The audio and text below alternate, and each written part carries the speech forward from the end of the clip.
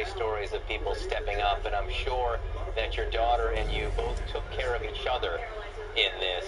Yeah. How did you try to keep things calm and get to safety quickly? Well, at first, you know, we heard the first shots go off, and everybody around us, even, you know, we all thought they were fireworks or something, and then he started shooting the automatic weapon, and that's when we knew. So I had to focus, you know, gather my thoughts real quick and just focus and say, okay, we need to get out of here safely. What are we going to do? So everybody hit the ground, and that's what we did. I was on my daughter, and, you know, she was crying, and this man that was laying next to me was calm.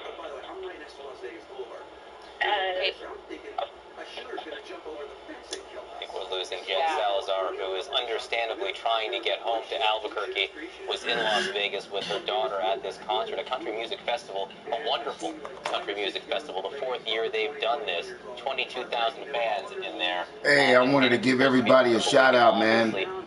You know, I just woke up to a super duper tragedy 2 miles from my house. Again, the headline, if you're just you know, I heard 50 people got killed across at the Mandalay Bay, shooting in US history, which is 50 people at least right down the street from my house, by man. this gunman with at least 10 you know, my condolences rifles to the and other what families. sounds like automatic You know, weapons. Also, doesn't really make a difference, you know, who it was, you know, but my condolences to all the families that lost their loved ones by this cowardly act. Leslie, what's going on with you, Leslie Schindler? How you doing over there? I hope Leslie's in Las Vegas with me too, guys. I hope Leslie's okay. Leslie, I hope everybody that you know, because I know you know a lot of people, Les. I know you know a lot of people, Leslie, and I hope that nobody that you know got hurt. I heard over 500 people got hurt. 500. So, you know, this is supposed to be like the deadliest mass shooting in U.S. history. Guy from, you know, Mesquite, Nevada, which is like 50 miles from my house. Came over here, they caught, that's good, Leslie, I'm glad to hear that, girl. They caught 50 guns supposedly in this guy's hotel room or something, like 30 guns and his rifles in his hotel room. How you get that many rifles? How you get that many rifles in your hotel room? You know, hey, Nancy Berry, man, my girl, my old school. I'm okay out here, man. I got to go to work today. You know, they shut down the whole strip. And you know I work at a casino. So it's going to be a tough situation right now. You know, I don't know if they're gonna block the casino off, you know, the casinos, because of what happened. Who knows? I don't know. I know that, you know, the guy is no longer alive, so they don't need to block anything off. You know what I mean? On the south, on the north side of the strip, down by the Mandalay Bay, and you know, down by Excalibur, and you know, those casinos down there, you know, the Luxor, you know, they might, shoot, the whole casinos might be out of business for a day or so, you know, just because of this. But I think further down the strip, near the Wind, you know, near the Venetian, I think that Treasure Island, I think that the strip will go on as usual. But it's a tough situation, man.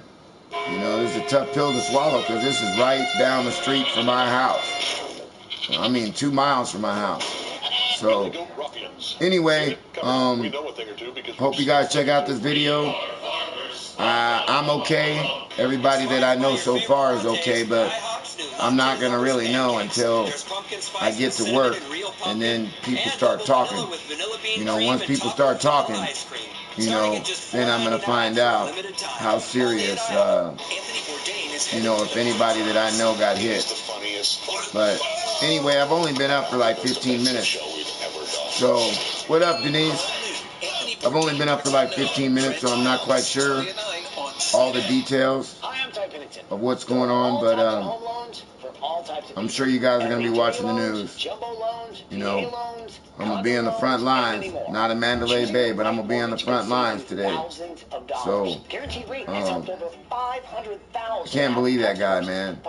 You know, you're going to go and you're going to kill 50 people. You're going to go kill 50 people and then kill yourself? That's such a cowardly act, man. That's such a cowardly act. Why wouldn't you just go kill yourself? You know, just go kill yourself, bro. You know, if you don't like your life that bad, just go kill yourself. Go do yourself in. Don't go take other people's lives like that. That's what you call the devil. That's what you call evil. That's what you call the devil right there. If you don't think that there's a heaven and a hell and an evil, and a good and an evil, well, let me tell you right now, that dude is evil right there. Evil. Evil. Methodically evil. That dude is. Okay? So, anyway, I want to let everybody know, you know, say your prayers for the families. You know, but anyway, I'm going to try to give you guys a further update when I go to work later on. I'm going to try to give you guys a Facebook plug-in and see what kind of information that I'm getting down there on the strip, so I can update you guys on a little bit closer information than just what you guys are seeing on the news. And how far down his targets were. Those windows don't open, we're told, by the way. So he either broke it out with a chair. Anyway, my alarm just went off right now to wake my son up for school. But, yeah. So, I'm going to give you guys a little bit more of an update later on, probably in about 6 hours. And I'll probably know a little bit more information about, you know, maybe any friends that went to the concert, you know, that might have been there, you know. So anyway, thanks for checking out the stream, guys. Thanks for checking me out on Facebook. You guys do me a favor and be safe and be blessed. What is happening in the Hey, what's up, Lenny? How you doing, girl? Well, you know, Lenny's also in Vegas. Lenny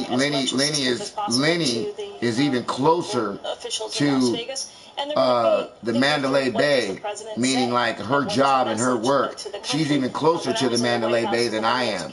Real close. So this probably hits home to her. Lenny Wenzel Robinson, this probably hits home to her more than it hits home to me, because she's like 2 casinos away. You know what I mean? Probably less than that. So she's real close. But anyway, good morning to you all. I hope you guys have a great day, and I'll talk to you guys later. One love. Does the lack of information reach all the way to the top in these cases? It does, and the initial hours, as we're What's up, E-boy? What's up with you, bruh? The information is going to be spotty. Hold on one second, E-boy. Hold on one second. I live in Vegas right now, man, and I got people calling me up and shit, and you know, I got people calling me up asking me if I'm okay, and you know, I mean, this thing. What may have triggered this? This is someone that, as far as police. Well, from what I hear, guys, from what I hear is that the guy had rifles and he went into a concert or something and killed 50 people. Killed 50 and like injured 500 or something like that. Unbelievable. It's supposed to be like the worst shooting in mass history. If I left out of my house right now, I would be at the Mandalay Bay in 2 minutes. 2 minutes. That's how long it takes for me to get to the Mandalay Bay. 2 minutes. Okay? We're talking 120 seconds. That's how close I am. This woman appears to be out of the country. They did contact her. She was a person of interest. They don't believe she was involved in any way with the shooting now. I could probably go outside with my camera right now and see the Mandalay Bay Casino right now. You know, we're expecting to hear from the president in about 30 minutes, Jeff. Tell us what's been going on this morning at the White House and what we expect to hear from the president of the United States. John, that is right. At about 10:30 this morning Eastern time, the president is scheduled to address this horrific shooting from the diplomatic reception room. What's up with you, Sal? What's up, man? In the diplomatic reception room to John, what are you talking about? They deserved it. Who are you? What are you talking about? Please don't come in here and talk no negativity after 50 people got killed. I know you ain't talking negative in my stream about that. For real. His advisors, they deserved it. I don't know what you're talking about. Who deserved what, John Kincaid? What are you talking about, dude? At any moment like this, it falls to the president to be a leader and a comforter, if you will. Of course, President Obama, as Lisa Monaco was just saying there, had speech after speech after speech after all of these tragic shootings. Of course, this is the biggest and most severe facing this president. But as of now, he'll be speaking about a half an hour or so. I'm also told by the White House that he is still largely keeping his schedule going. As of now, to go to Puerto Rico tomorrow. And of course, though, the Las Vegas shooting is front and center on his mind, on everyone's mind here at the White House. He'll be speaking again at 10:30. John. All right, Jeff Zeleny at the White House. Thank you so much. Again, half an hour until the president addresses the nation. You will see it live here. Lisa Monaco back with us, former White House National Security Advisor. The president has had crises in two parts of America that are very far apart, separated by thousands of miles. The crisis, the people reeling in Puerto Rico from the aftermath of Maria, the people reeling from the deadliest mass shooting in U.S. history in Las Vegas. The tone today from the president, the words from the president, what would you like to hear? Like to hear a message of unity. Are you guys watching the news right now? You guys watching the news? Of violence that has become all too common in this country needs to stop, and a message of really unity is what we ought to be hearing from the president. And it is what we heard after Steve Scalise and those other folks were shot at the Republican baseball practice. One other note about that is that was also a gunman who was 160 years old. It is. The only two times that I can think of in this type of instance where you did have someone that old carrying that out. Lisa Monaco, please stand by. You know, the thing about that dude and that shooting because we're getting new information in the news that I'm watching right now is you go in there and you go in there and you shoot everybody. So you're not discriminating. You don't discriminate. You just ain't going in there shooting black people or Mexicans. You know, you just gonna go in there and kill everybody that you can kill. White, black, Mexican, Indian, Asian, Jamaican, it don't make no difference. You just gonna go kill everybody. That man. What the hell was this guy thinking of, dude? 50 people killed, 400 wounded. You will see that live right here. First, if you're just joining us, here is what we know at this hour. This shooting happened on the final night of a country music festival attended by 22,000 fans. The gunman is identified as Stephen Paddock, a 64-year-old man from the Nevada town of Mesquite. That's about 80 miles northeast of Las Vegas. And he went to a country. He went to a country on the 32nd floor of the Mandalay Bay Hotel that is across the street from the concert venue. Look at this scene, okay? In a moment, this will be video from the fourth row of the concert where Jason Aldean was performing at the time. A warning, it is very difficult to watch.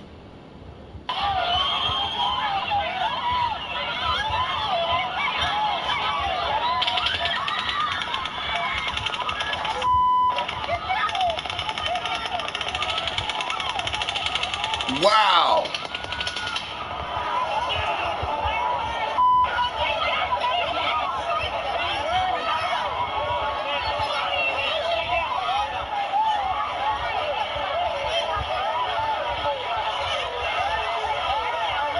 I can't really see.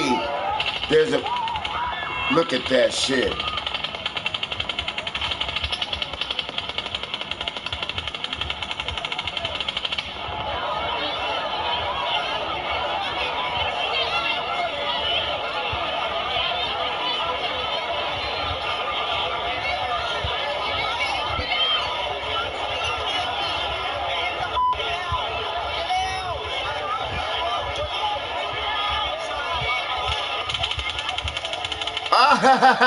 The guy is standing up drinking his beer, right? Everybody's laying down, and the guy is spraying bullets, and the guy is sticking his middle finger up at the guy shooting his fucking gun, drinking his beer.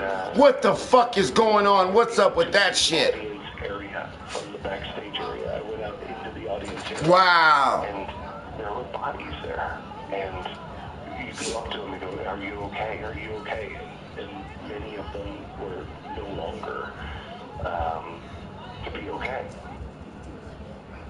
That's the voice of Stormy Warren. He's a radio host who was on stage during this country music concert and could not believe what he found in the audience as he walked out or tried to flee. It is, bro. The shots rang out as you heard. It is, E-boy.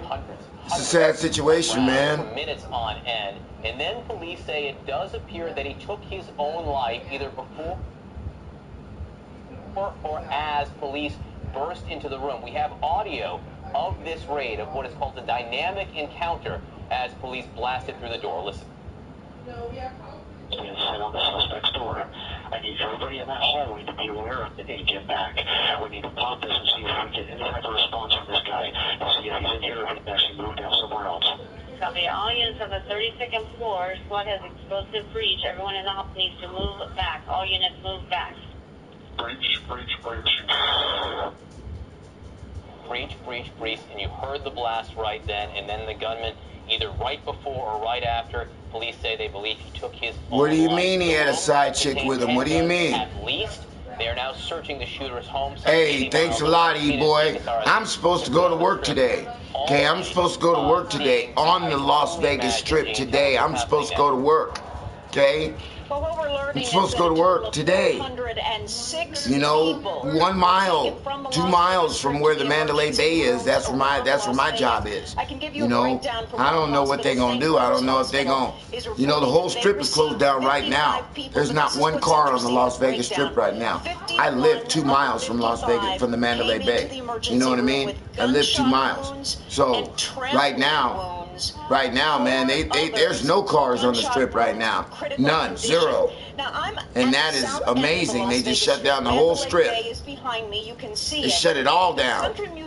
So I don't even know if I'm gonna be able to go to work today, guys. That's real talk. Real talk. I don't even know if I'm gonna be able to go to work.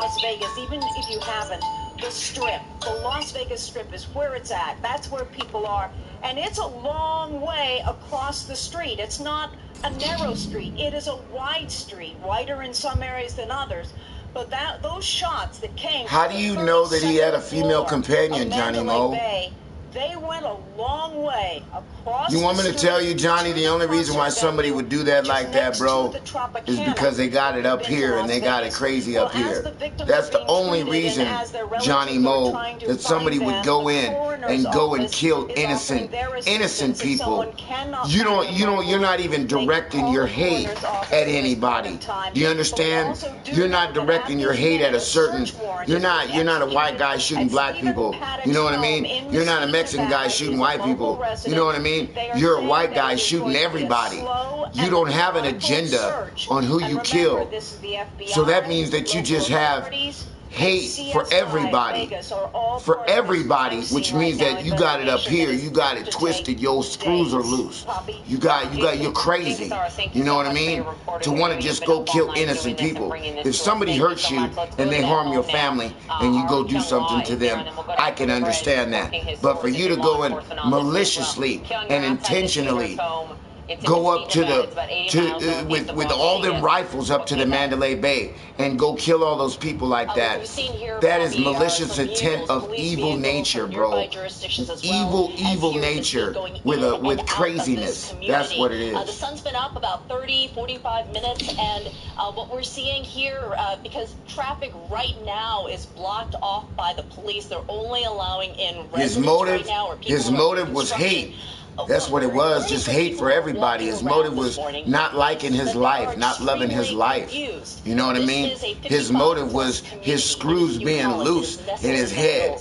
That's what his motive was. One of those idealistic places where you want to retire, where you see smiling senior faces. And so we're seeing people in golf courses, people, carts, people walking their dogs, and they are all talking about they don't understand how a 64-year-old he's a 64-year-old white guy that lives in Nevada.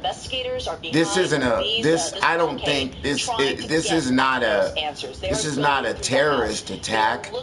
Meaning potential social media paperwork, trying to figure out where the guns came from. You would hear a Muslim attack or something like that. It's not, it's not anything like that. I don't think it's not a hate crime like that. I think it's a hate crime based on him hating the way the country is going or hating the way his life is going. You know what I mean? I think that's what it stems from. A 64-year-old man would ever even do this.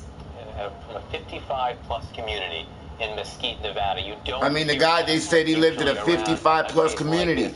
You know what I mean? If you live in Mesquite, Nevada, for the most part, I hate to say it, and those guys that are watching the stream, if you live where this guy is from, which is 30, 40 minutes from my house, probably about 50. Mesquite is about 50 minutes from Las Vegas.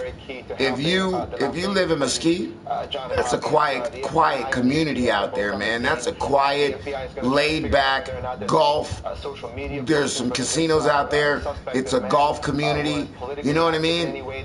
Real quiet. You know, and Nevada is you would seem to think that Nevada is like predominantly white. You know, Nevada's predominantly white. So, you know, the culture here, there's a little separation between white and black, but in Mesquite, you know, he's home base in the United States, and he's an old white bread guy. So why would an old white guy go and kill other white people? You understand? So you think like it's not necessarily one of them hate crimes like a terrorist attack. It's not like that. Can't be like that. No way.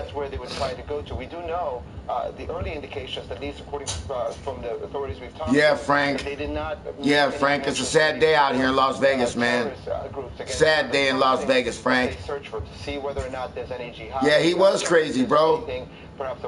Yeah, he was crazy, Frank. And you know, Frank, I'm telling everybody, Frank, I only live 2 minutes from the Mandalay Bay. 2 minutes. You probably walk outside and take a picture of the Mandalay Bay. That's how close I am. You know, and I got to go to work today, Frank White, on the strip. On the strip, not too far from the Mandalay Bay. And I got to go to work in 4 hours. I got to go to work in 4 hours, 5 hours. So I'm wondering how that's going to be when I go to work. I'm wondering if I'm going to be able to go to my job today because of what happened. If you did enter the room and leave the room during that time. But it's good to see you, Frank. And I'm glad you came and checked out the stream and checked on your boy. You know, like I said, I live in Vegas, so this is too close to home, man. This is way too close to home, bro. And I know when I get to work that there's going to be talk about, oh man, this person was over there, and my friend was over there, you know, and this person was there. So right now, I don't know of any friends that were there, but I've been in Vegas for 22 years, and I've been working in the casino industry. I worked at the Bellagio for 17 years, so I know a lot of people. I hope it doesn't hit home with me, really. But at the end of the day, we're very fortunate to be talking to you. But I wanted to get on the stream with you guys and just kind of chit-chat with you guys, let you guys know how it is being so close, even though I'm not outside and I'm not there, but I'm right there. I'm right there. To be quite honest, I didn't know where the shots were coming from until we got... But Frank, I hope you've been okay, man. I hope you've been okay, Frank. You know, I've been trying to get this stream popping, Frank. Been trying to get this stream popping. I almost got 100 subs in 3 weeks, Frank White. 100 subs in 3 weeks, bro. I'm trying to get it in. But, hey, Frank, didn't you say you streamed Grand Theft Auto? You said you got Grand Theft Auto, don't you? From those who survived, like you, and I think you mentioned your girlfriend's name. Yeah, you said you got Grand Theft Auto. I think I heard you say you were going to go play with your guys the last time I was watching your stream. Tossing people into their car to take I might wind up going to get that game, maybe. I don't know. So many people felt penned in and trapped, and the only direction they felt they could run for some of them was towards the Mandalay Bay across the street, which is where the shooting was coming from. Who helped you? You know, quite frankly, it was from where we were at. We were by the stage, but about on the west side of the stage, and it was just kind of an every man for himself type of mentality. You know, my son's got to go to school this morning, too. The people that you came you know, you say it's only one guy. Did one guy go in there by himself with all them guns? That's the question. He said he's been at the Mandalay Bay since the 28th. I don't think that there really ever was. Well, that's only 3 days, 4 days. That's what I'm saying. If he bring you stuff, how did you get out of the danger zone? You don't have to bring all that shit in at one time. Well, you don't have to bring it in at one time, but you figure if the guy leaves and he comes back with packages or carrying cases and he's got 30 rifles, they said he had like 30 rifles in his room. Sprinting through the back. Wow. I guess would be the best way to describe it, until we just found a place that had an open door. Well, you know, it finally hit over here, Frank. It's been hitting over there by your area. They've been messing around the UK and messing around England for a long time. Now all of a sudden it hit over here real close to home. And you know, to be all honest with you, bro, I've been thinking about this for a long time, like something serious. If they were going to hit something, why wouldn't you hit a venue? You know, why wouldn't you hit a venue?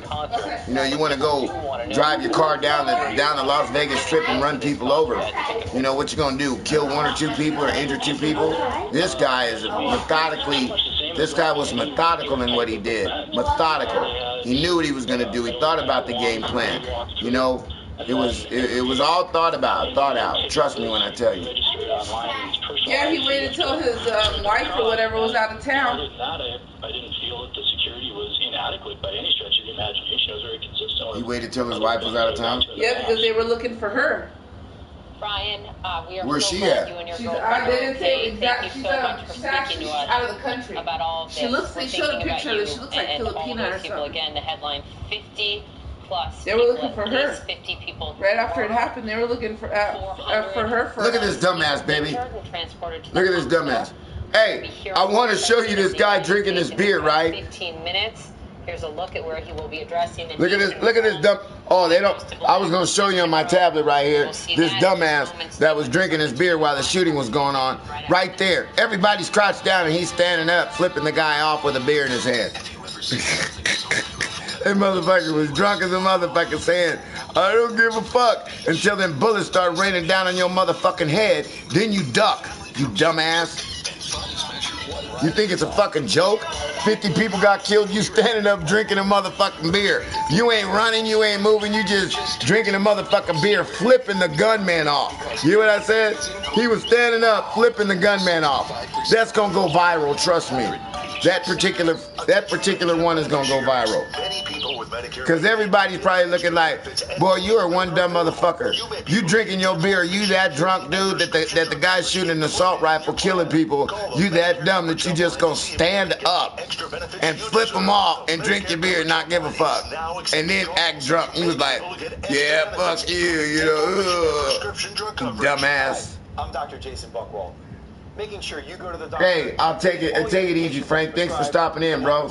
Real talk. Thanks for stopping in. You may now be able to enroll in a Medicare Advantage plan that includes coverage for dental, vision, and prescription drugs. Help protect your health by choosing the right plan for you and get all the benefits you deserve. Call to see if you may be able to get extra benefits, including dental, vision, and prescription coverage. Don't miss the annual election period deadline for Medicare Advantage. Call now. Call 800-779-8200. That's 800-779-8200. Having moderate to severe plaque psoriasis is not always easy. It's a long-distance run, and you have the determination to keep going. Humira has a proven track record of being prescribed for nearly 10 years. Humira pretty works sad, man. to target and help block a specific source of inflammation that contributes to symptoms. In clinical trials, most adults taking Humira were clear or almost clear, and many saw 75% and even 90% clearance in just 4 months. Humira can lower your ability to fight infections, including tuberculosis. Serious, sometimes fatal infections and cancers, including lymphoma, have happened, as have blood, liver, and nervous system problems, serious allergic reactions, and new or worsening heart failure.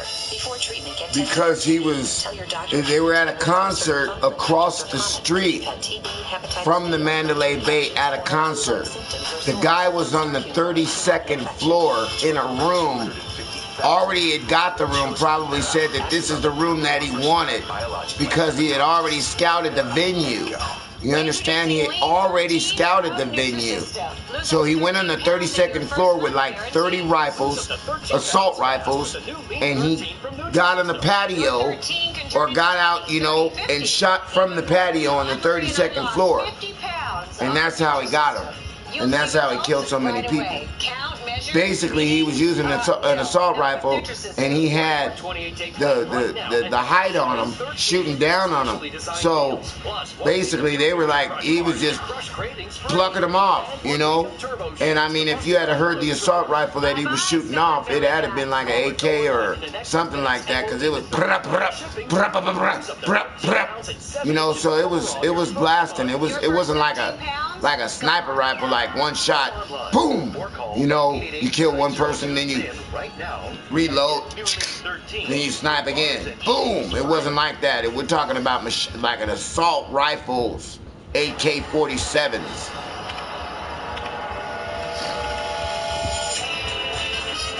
Jocelyn gone?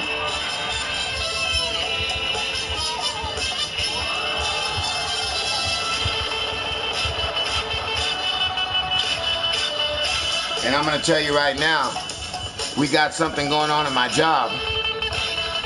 And if people are scared to go out their house or out their hotel room because of what happened, or they're scared and they say, hey man, I'm out of here, I'm leaving Las Vegas, which a lot of people are probably going to wind up doing, saying, hey man, I'm out of here.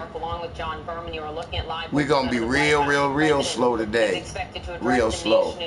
Real slow. Oh, you got them motherfuckers that already put that money down for that damn tournament. Yeah, you do.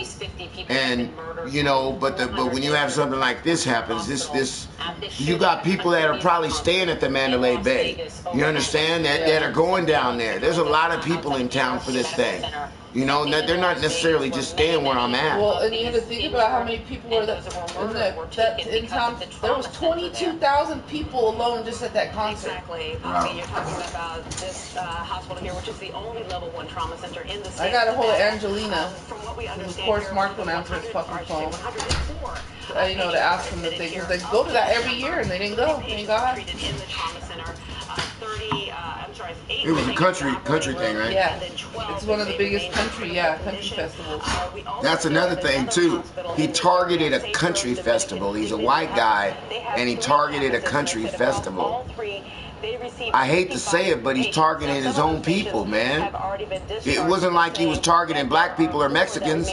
You know, you're an old white guy, and you're targeting a country music festival. Look, the majority of people that go to country music festivals are white people. Period. You don't get a lot of black people that go to country music festivals, and you don't get a lot of Hispanics or Latinos that go to a country music festival, and you really don't get a lot of Asians that go to a country music festival. So it's predominantly white. It's very, very confusing. He's going to kill his own people. He don't care. It wasn't about race. It wasn't about race. Trust me. And we already know, even in the darkest, people were lining up to stand. We can eat here. He's got 10 minutes. There's going to be a huge need for my big daddy can eat here. He's got 10 minutes. I told him a little bit because I know that they're going to be talking about it. Oh, they're going to be talking about it. I told him a little bit. The whole strip is closed. The elevators, nothing's working. Wow.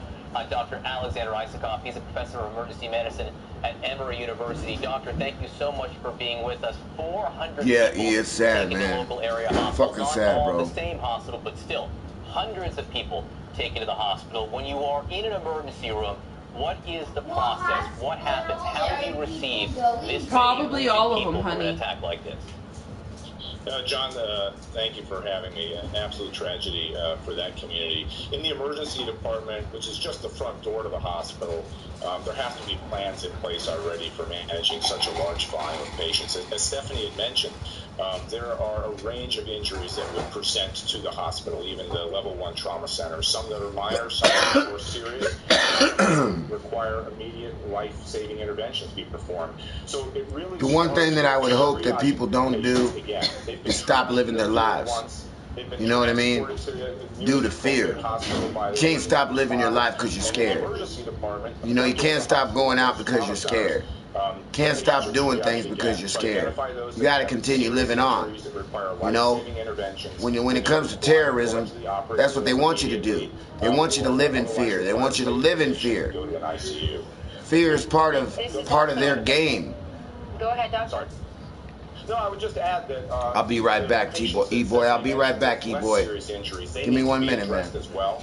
And so having some understanding about where you would put those more minimally injured victims and I don't know what the fuck's going to happen. And then, as Stephanie mentioned, provide them enough information. I'm going to go. Look, they might have the strip fucking totally closed down. That's what I'm saying. My suggestion is to call the poker room this morning or something. Some of the eyewitnesses were saying, you know, that some of the injured felt like they weren't hurt enough to go to the hospital. the ambulances, the first responders were under, such duress trying to help all of these hundreds of people. Some people that were injured thought we could handle it on our own. Oh, I'm sure they did, honey.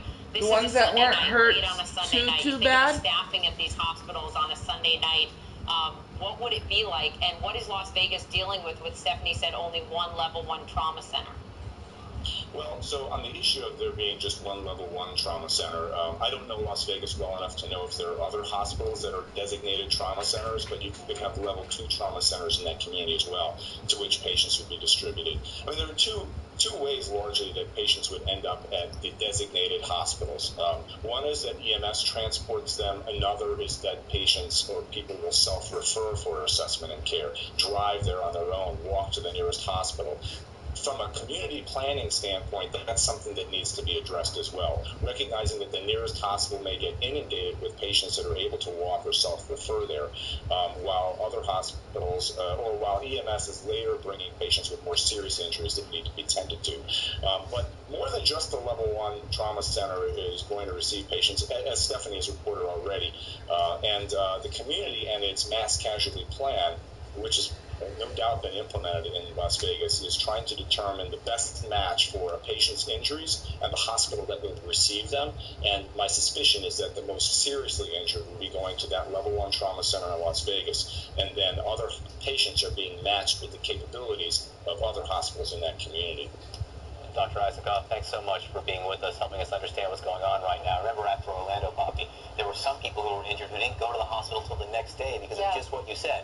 They didn't think they were injured badly enough, but then the next day they realized that maybe they were shot. Maybe they had a broken limb that they weren't treating at the time because they were so concerned. And just one other thing in Orlando, and I'm sure they're dealing with this in Las Vegas, the doctors there, what they told us was the only thing that they had ever done that was analogous to what they were witnessing was Iraq and Afghanistan. Oh.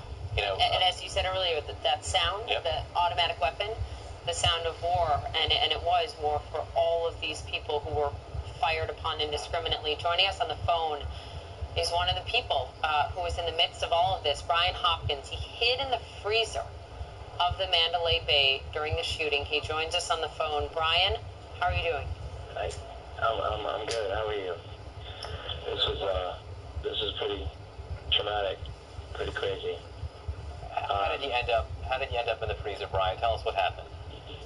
We were, my bandmate and I, we just came walking back from backstage, and we snuck out into the audience to see the show. We wanted to see the last performance out front, and we were pretty close up to the front of Jason Aldean, and about the fifth song or so, we hear pop, pop, pop, pop, and we thought maybe it was firecrackers or something, and then we hear it again, and maybe it's the sound system, or maybe he's got pyrotechs that are not working. And then when we heard a spray of it, and we see Jason drop his guitar and take off running to the back, and the lights go out on the stage, we knew something was wrong. But then the guy down in front of us, about 10 feet up, goes down. The guy to the right of him, about 3 feet over, goes down. And when I look back, Ben and I both look behind us. 2 girls go down, and he says, "Run." And you see the crowd running towards us, which was, they were running to just the back corner. And so we're running away from them to not get ran over and not knowing where to run to. And I grabbed the 2 girls in front of me. I just grabbed their hands. And instead of running towards the crowd, I took off to the right because we were just backstage. So I just went that way. All right, Big Daddy, you ready? From Ben, because he was trying to get a friend of ours' wife. Hey, give me a second, guys. I gotta take a 5-second break and take my son to school. I'll be back in 5 minutes. Past catering, past the fence, and it's just all you hear is pop, pop, pop, pop, pop, pop. It's constant, and then it would stop for, I don't know, a few seconds, and then it would start again. And so we see there's just a fence. I thought that we had played there a few years ago, and there was a fence in the back area that we could go through, and I was guiding everyone who was following me to that area, and we just hit this wall. So we see it's like it's a trailer, and we open up the door and just I'm sorry, I'm just trying to listen. People up inside this this trailer, which happened to be a freezer. And there must have been, I don't know, 23 to 30 of us inside this freezer, and we're hiding in there. When we all get inside, we were trying to stay calm, and I literally can't believe it. I mean, about halfway through, I start to shoot a video, and then I stop because it got too real, and the guy ahead of me he's drunk, he's standing up, I'm trying to get him to sit down, he's throwing up rock signs like it's a fun thing to be a part of while his girlfriend is hysterical, and the two girls that I helped are cuddling her and helping her and trying to calm her down. Yeah. And so I go to open up the door, and all I hear is gunfire again. And so now this time I know it's for real, and I know that we have to get out of there. And I turned to a couple of the guys that are in there behind me and said, we got to leave. We can't. If there's people running around with guns, they're gonna find us, and they're just shooting up this place. Today. So we waited. Today? Yeah. Fuck yes. What do you mean, fuck yes? At least we'll have fucking $5. That's what I mean. Fuck yes. At least we'll have a little bit of fucking cheese, like fucking $1 in our pocket. That's what I mean by fuck yes. I was standing there helping the women get over the fence, and we hear shooting again, and we hear it again, and by the time I get to the last part of it, my whole checkout. I owe Wendy $40. I owe still $120 from last month's rent.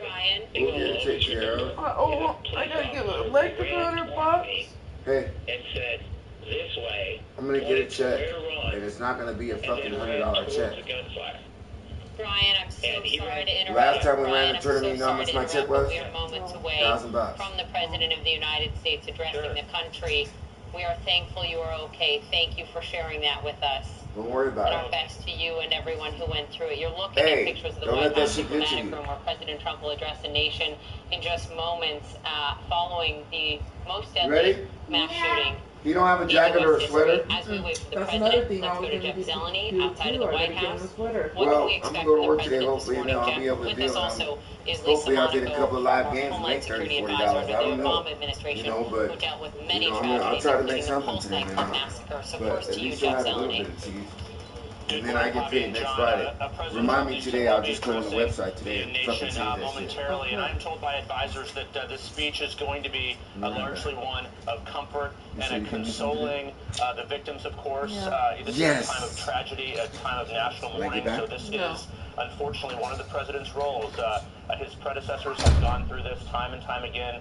This is the president's second time addressing the country after a major incident like this, but of course this is the worst in U.S. history at this point. Right now. I'm fucking jonesing bad. What the president will say about domestic terrorism, if he will use those words hang or on not. 1 second, Jeff, I don't mean to interrupt you, but the Mesquite Police Department, and this is again where the gunman lived, are giving something of a press conference right now. Let's listen. The information that comes from that search warrant or from processing the home, we will be giving to Las Vegas Metro Police Department, and their detectives are here as well, and that information will be getting released to the media through the Las Vegas Metropolitan Police Department. So our role here is just to assist. Unfortunately, I can't give you a whole lot more information than that. So what I would recommend is that from this point forward, most of the information that you can probably get through their office. Can you just tell us if there's anything remarkable that officers saw about the house when they first approached?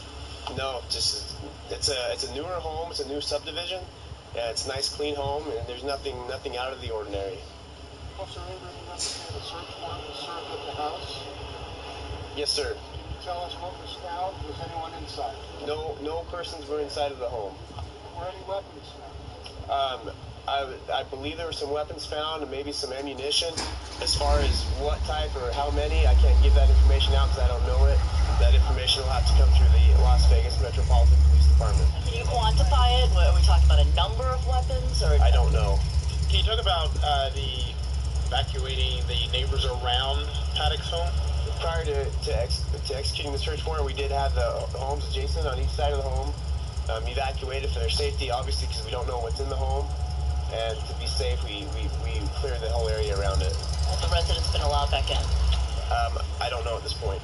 Can you describe that neighborhood for us, officer? Is it a cul-de-sac? Is it a street corner? So it's a retirement community area, I believe 55 and older. It's a newer part of the community, so all the homes there are fairly new. It's really quiet. It is a cul-de-sac. It's just a regular neighborhood. How many homes are on that cul-de-sac? Maybe 4 or 5. And can you characterize any sort of contact you may have had with the gunman? What's unique for us is the gunman, the shooter, and the person with him. We, the Mesquite Police Department, have not had any contacts with these people in the past. We haven't had any traffic stops. We haven't had any law enforcement contacts, no arrests or nothing. To have nothing and then to have this happen, as a police officer, how do you reconcile all of that? We don't know how long they've lived here, whether they've been here a while or not. That's something that's being investigated as well, but it is unique. When you say they, how many people lived in the home and who lived there? We don't know at this point for sure how many, or if it was just those two, or if there were more. Those two is a man and a woman? Yes. Has the woman been accounted for?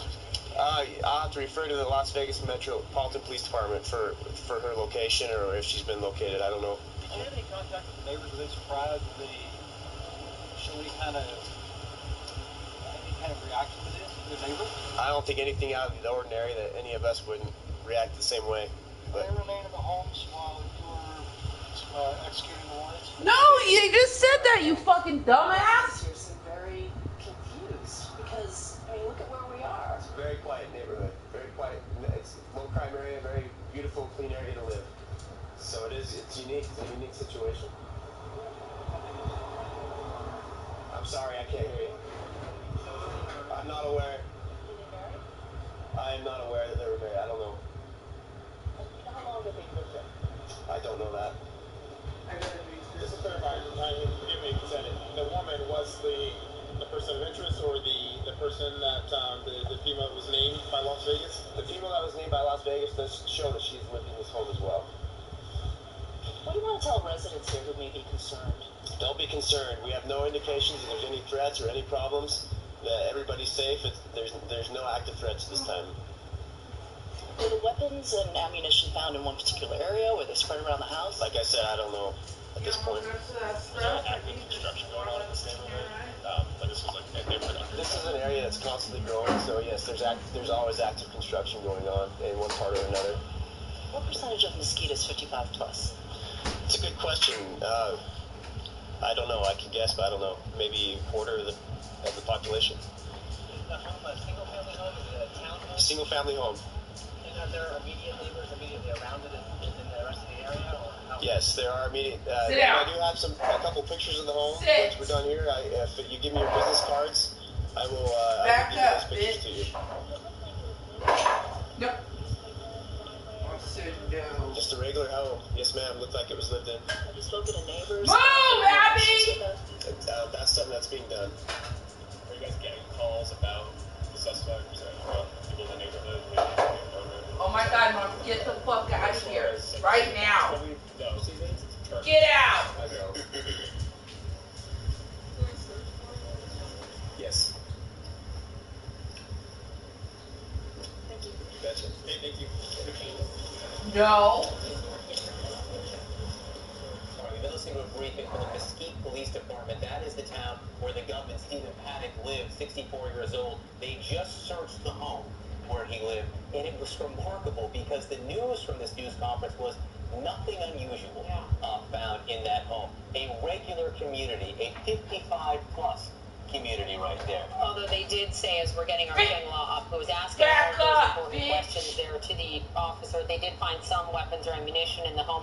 They don't know how many, they don't know where they were in the home, but a quiet neighborhood, a new subdivision, nothing remarkable, his words. Again, but weapons and ammunition certainly was someone who had no record like this man, At all. not in and of itself unusable. Lisa Monaco shares this now again, and Lisa, to have no information at this point, unusual about the house. You know, it's a tough place to be this many hours after the shooting. And talk to the president, too, who has to address the nation to try to unify. You bark that up, I swear to God, I'm going to keep nothing all day. And what you'll see now is information that we're starting to get, right, from the search warrant that is executed.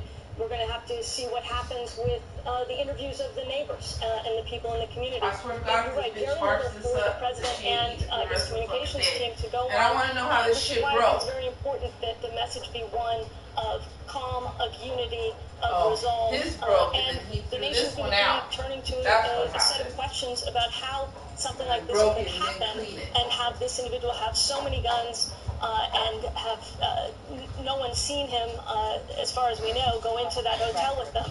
Yeah.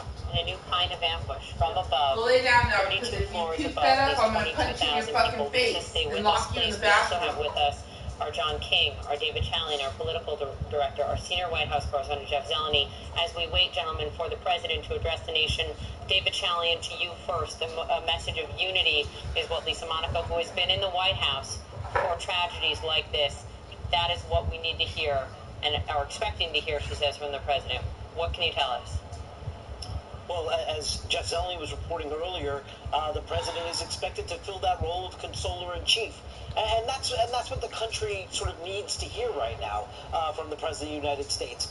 There will be lots to learn about this investigation and motives, and as all of that comes out, hours away from now, days down the road, politics will enter into this, but President Trump right now has that very solemn job that just comes along with the office of sort of wrapping his arms around the country through an extraordinarily difficult moment. And it is what he did after the Steve Scalise shooting, the shooting of those individuals at the Republican How were you baseball active practice 1 earlier hour in the ago? spring. Yeah, I So he should have been does at have work. some experience with this John King. But remember, I mean, this is a president who, as a private citizen and then as a candidate, would often speak or tweet or write things before all the information came in. And now he is learning, no doubt, that when you're actually in the Oval Office, things are quite different. Yes, we've seen this president get out ahead of the news, if you will, in some past incidents around the world there in the United States, suggesting, for example, in the past that terrorism was at play. Often, John, he's been right about that, but he has frustrated law enforcement officials by getting out ahead of the facts, if you will. The president has just issued a tweet earlier today expressing his condolences. He's been very low-key about this one, very presidential, if you will. The challenge for the president here, I covered the Bill Clinton White House during Columbine. These things, there was 9/11, obviously, during the George W. Bush presidency and other events. Lisa was in the Obama White House when this happened all too often, including Sandy Hook. It's the job of the president to come out and first just tell all Americans we're neighbors, we're brothers, and we're sisters. And then to tell them their government, whether it's the local police in Nevada or the FBI here in Washington, helping them and every other agency in between, is on top of this, and we'll get to the bottom of this. The president doesn't have the latest facts. He knows how many have been killed so far. He knows the injured so far. But as we just listened to that remarkable news conference in Mesquite, we don't know much about this shooter yet. So the job of the president is not to dissect the crime, if you will, but just to try to tell the country, look, we'll get through this, and I'm going to stay on top of it, I promise you. Jeff Zeleny, to you outside of the White House. We're waiting for the president. He was supposed to speak at 10:30, so he could come out at any moment. We had to interrupt you last time to get to this press conference in Mesquite, but you were saying. I was saying that, look, I mean, again, as David and John are saying, the first and foremost thought on this president's mind is one of unity, is one of issuing his sympathies and condolences. But also at the same time, there are advisors here, of course, at the White House and indeed across Washington and the government trying to find more out about this gunman. And it is unusual. The president often weighs in early, as John was saying. He has been very quiet about this morning, with the exception of that message he sent out earlier on social media. But part of that is because there isn't a lot of information. And part of it also is, of course, he's being presidential in this moment. But the information, of course, as it comes in, we will learn more. But this speech, I am told, is going to be more of a thematic speech, a comforting speech. We do not expect, at least, the president to make any news in this speech in terms of revealing any new information, as he did We during don't want to hear that from his speech fucking dumbass anyways. We don't fucking want his support. Announced that the gunman had been shot and he identified him. We do not expect anything like that, of course, because the Las Vegas police have already made that information known here. But look for this to be a moment for this president, a moment of leadership for him to speak. Now, as you said, he was scheduled to speak about 11 minutes or so ago. I'm not exactly sure what is holding him up. He has rearranged his schedule this morning to give this address. He was supposed to be in the East Room of the White House at 11 o'clock. That event is now being held by the vice president, an event on economics and other matters. So the president is focusing on this. And again, he's still scheduled to go to Puerto Rico tomorrow. That could always be adjusted. but his words that he'll say today will be, again, something that his predecessors have had to do so many times as consoler and comforter-in-chief. No, it is interesting. One of the things that could be delaying this speech is just the lack of information. You want to find out everything you can before you come out and speak before the country, but we do know a lot, which is that more than 50 people were killed on American soil, gunned down by a killer from the 32nd floor, and more than 400 people injured on American soil. And that is enough to speak to the nation, David Chalier, to try to bring the nation together in this moment, to try to keep, the focus where it should be. Yes, John, and you noted those comments earlier this year when Steve Scalise and others were shot at that ballpark. The president hit that tone spot on. He was sort of tonally perfect, I thought, when he gave those remarks back when that shooting occurred. What we'll all be watching for here is if he is going to resist what some already, I've seen a slew of Democrats, including Hillary Clinton, already sort of going to the politics of this moment in their social media statements and talking about fighting the NRA and bringing in the gun control debate just hours into this unfolding tragedy. And we will all watch now to see if the president sort of resists joining that political conversation and sticks to what we're discussing here, just sort of the empathetic moment here that the country clearly would love to hear from the president. And we do just have a statement in now from the Attorney General, Jeff Sessions, who said he met with the new FBI Director, Christopher Wray, this morning, also assured the sheriff there in Las Vegas that they have the full support of the FBI, ATF, the entire Department of Justice. His message to the many families whose lives have been changed forever by this heinous act: we offer you our prayers and our promise that we will do everything in our power to get justice for your loved ones. It strikes me, John King, that the very people advising the president right now in the aftermath of this shooting are the same people dealing with Puerto Rico in some cases. Tom Bossert, the current Homeland Security Advisor, DHS, Elaine Duke, the acting head of the Department of Homeland Security. This just shows how quickly a government can be stretched thin, John. It's the one thing every new president, and President Trump has just been on the job a little more than 8 months. He's still a relatively young president in office. It's something every new president and every new presidential staff learns, is that you don't get to dictate what comes across your desk. Yes, you have your plan. The president is trying to sell his tax reform agenda. The president was planning to make that trip to Puerto Rico tomorrow. We expect that to go forward. The president has things on his schedule, including a visiting foreign dignitary today. You can plan that, but you can't plan for things like this. Stuff happens in the country that comes to the president's desk. In that famous note, the outgoing president always leaves the next incoming president, a note. And George H.W. Bush wrote to Bill Clinton, I know you want to focus on the economy like a laser, focus like a laser on the economy, but guess what? Every world problem comes to your desk. Every domestic problem comes to a president's desk as well. One of the things that will be interesting as we wait for the president here is too often, and this is not unique to President Trump, it seems exacerbated. The volume is higher under President Trump, but Lisa lived through this in the Obama years. I remember this in the George W. Bush and the Bill Clinton years covering the White House. We've somehow lost our ability to set politics aside. Some people have. If you look at the social media chatter, if you look at the predictable critics, if you will, many people have lost their ability to set politics aside at a moment like this and just be Americans listening to the president, to hear what the president has to say, to set everything else aside. That's the challenge for this president, because we do live in such a polarized climate that some people go into their boxes even before we hear the words from our president. John King, well said. This is a moment, not for politics, a moment to be the comforter-in-chief. Or Jeff Zeleny, we did just get the 2-minute warning, which means the president is coming out any moment. As we wait, Jeff Zeleny, more from you. I know you understand. There is some reason for the delay here. There is a bit of a reason for the delay. I'm told the speech was just updated in the president's teleprompter. This, of course, will be a teleprompter speech from the diplomatic reception rooms, one of the most somber, stoic, patriotic places to deliver this message. So the speech was being updated in real time, new information being added. We don't know what that is, but we are expecting the president here at any moment. And he has rescheduled his entire morning here. They wanted to do this speech in a separate event like this with those flags behind the podium, as you see, not simply tack it on the top of an event he had at 11 o'clock. So he canceled that to address the country here again. This is the biggest shooting on his watch, something that it is a test for any president rhetorically, and we'll hear from him shortly. Jeff Stanley, thanks so much. Lisa Monaco, a last word as we're waiting for the president any second right now. The speech being revised even as we speak. Look, I'm sure they're trying to know everything they can before the president goes out there. But I think the point was made previously. This is not a time for the president to be talking about investigative steps or talking about even the facts as we're learning them about what happened early this morning and late last night in Las Vegas, but rather to have a message of unity and of calm and of reassurance. As he did after Steve Scalise was shot and others injured in that congressional Republican baseball practice that was going on. He has shown that he can bring this country together, and the words of unity is what this nation needs this morning. And let's just remind people again of the facts as we know them as we're waiting for the president. The deadliest mass shooting in U.S. history. You can see on your screen more than 50 people killed.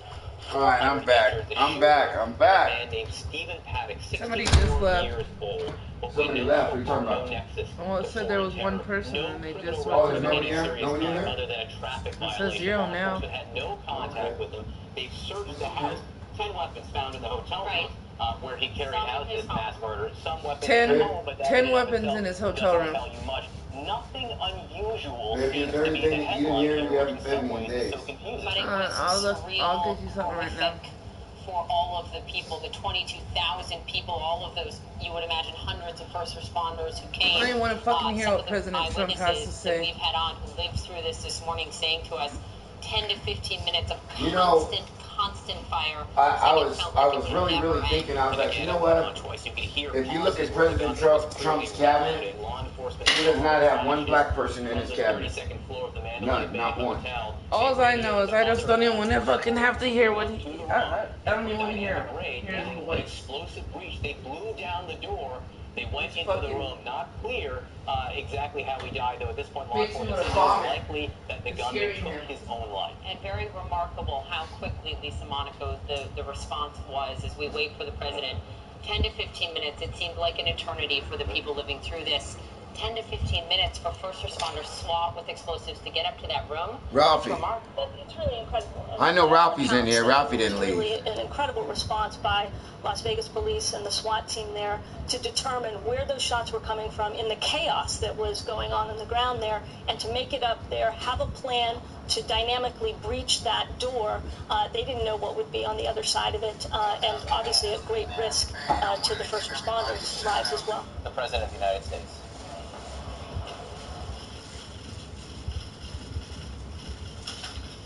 Thank you.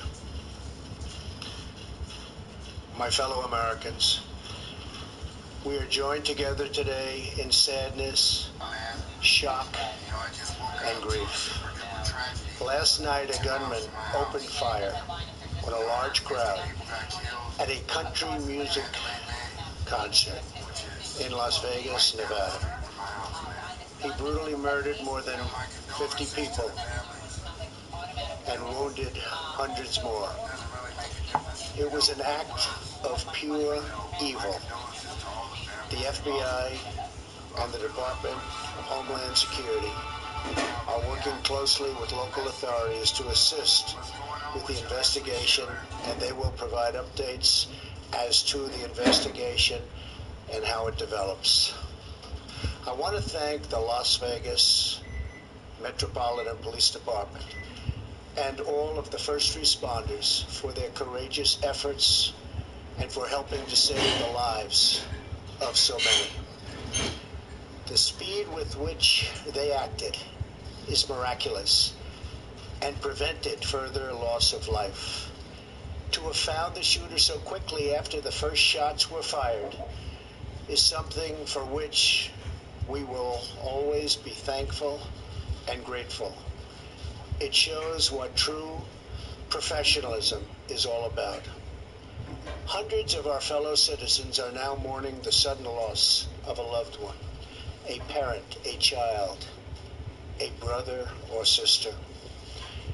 We cannot fathom their pain. We cannot imagine their loss.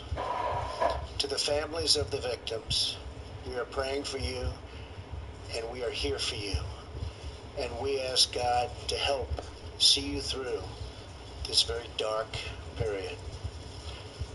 Scripture teaches us the Lord is close to the brokenhearted and saves those who are crushed in spirit. We seek comfort in those words, for we know that God lives in the hearts of those who grieve. To the wounded who are now recovering in hospitals, we are praying for your full and speedy recovery and pledge to you our support from this day forward. In memory of the fallen, I have directed that our great flag be flown at half-staff. I will be visiting Las Vegas on Wednesday to meet with law enforcement, first responders, and the families of the victims. In moments of tragedy and harm, America comes together as one, and it always has. We call upon the bonds that unite us, our faith, our family, and our shared values. We call upon the bonds of citizenship, the ties of community, and the comfort of our common humanity. Our unity cannot be shattered by evil. Our bonds cannot be broken by violence. And though we feel such great anger at the senseless murder of our fellow citizens, it is our love that defines us today and always will forever. In times such as these, I know we are searching for some kind of meaning in the chaos, some kind of light in the darkness. The answers do not come easy. But we can take solace knowing that even the darkest What up? Yeah, I'm good, Ralph. By a single light. I'm supposed to go to work in a few hours. I don't know what's going to happen. Can be illuminated by a single ray of hope. Melania and I are praying for every American who has been hurt, wounded, or lost the ones they love so dearly in this terrible, terrible attack. We pray for the entire nation to find unity and peace, and we pray for the day when evil is banished and the innocent are safe from hatred and from fear. May God bless the souls of the lives that are lost. May God give us the grace of healing, and may God provide the grieving families with strength to carry on. Thank you. You have any bacon? God bless America. Thank you. Baby, I just got the food stamp. A message of unity, of resilience from the president, saying that this was an act of pure evil in Las Vegas, pledging prayers to those who lost their loved ones, those lives lost. Also saying to those wounded that are in the hospital now, we will be with you now and always, saying in moments of darkness and chaos like this, the answers do not come easily. Also saying he will travel to Las Vegas on Wednesday. He will travel to Las Vegas on Wednesday after, presumably going to Puerto Rico tomorrow, of the families of those killed. And he noted there were hundreds of people who will have had family members killed or wounded. We cannot imagine their pain. We cannot fathom their loss. Back with us, John King, our chief national correspondent. John, in some ways, some of the most important words the president said were the first three: my fellow Americans, bringing the country, trying to, with his words, bringing the country together. And then saying as part of his remarks, our unity cannot be shattered by evil. Look, pitch perfect from the president right there. Again, I'm sure already there are some people out there, because of the polarized environment we live in, who won't like something they heard or won't trust something they heard, who won't find truthfulness or credibility in something their president just said. I would hope that they would take it's not. And let the president have his peace here, in the sense that he I don't necessarily think it's the guns, bro. He's supposed to go to Puerto Rico tomorrow. Some political pushback there. Now he says he will go to Vegas. I mean, if it's not guns, Ralph, it'll be something else. It'll be pipe bombs. If it's not guns, people be running people over with cars. There's plenty of ways to figure out how to kill people. Other than using guns, if you really want to kill somebody. I mean, guns is a big factor. I understand, but I don't think taking the guns away is the issue. Before this shooting, you can't take away that amendment, that Fifth Amendment right to carry arms, man. The White House for 10 years, through 2 different presidents, has been in town for almost 30 years now. That was pitch perfect. Yeah. this is the time to bring the country together. That is exactly, John King, what the president did with those remarks. This is not a time for politics, nor did he inject them at all into those remarks. And as John so beautifully said to my fellow Americans, with us, again, our political director, David Chalian, Jeff Zeleny, our senior White House correspondent, Lisa Monaco, is also with us. Jeff Zeleny, as you noted, those remarks were updated until the very last moment from the president. A pretty standard operating procedure, particularly for a speech like this. You want to get every word right. And again, the president, he left it to his role of being a unifier. He did not talk about the investigation. He did not talk about the suspect. One of the reasons is not much is known. He said that the FBI and Homeland Security and others are looking into this, but there's not a lot of to convey. But by saying that he will go to Las Vegas on Wednesday, by visiting this, it is something that puts him in line with what so many presidents before him have done and paid their respects. Of course, Las Vegas is a town that he is connected to and knows well. His name is emblazoned on the top of a hotel there as well. He campaigned there a lot. So this is something that I'm not surprised at all to see him go there visiting early. But again, I think the moment here is what comes after this. This invariably after today and tomorrow will become a discussion of politics, of guns. It's not appropriate for that moment today. You will hear it. Got it. What will this president do in that respect? Will he take a leadership role in that respect? We will, of course, watch that as the days unfold. But the president clearly, as John said, striking a pitch-perfect tone there. And something else I think to keep in mind, a lot of these country music supporters were likely Trump supporters. And this is something that, of course, is hitting the tapestry of all Americans. And there are going to be victims from across the country here. So this is something that is a national tragedy, as the president said. And the flags he also ordered at half-staff today in memory and thought of all of the victims in Las Vegas. David Chalian, we just have a few seconds left right now. Want to get your last word, your last thoughts on what we just heard from the president. That's everything you would want Ralphie's here. From a president of the United States. Ralph Lorena's here. You wanted to hear there. I'm here. I agree with what John I'm about to fight. Certainly pitch perfect. My girl's making me some breakfast. Because of how divided our politics are, because of what a divisive figure he can be for many people, to hear him talk about the comfort of our common humanity, I just think is... Hey, baby, I want you to pull up a picture of Mel Gibson on your phone, and I'm going to take a picture of that picture on your phone.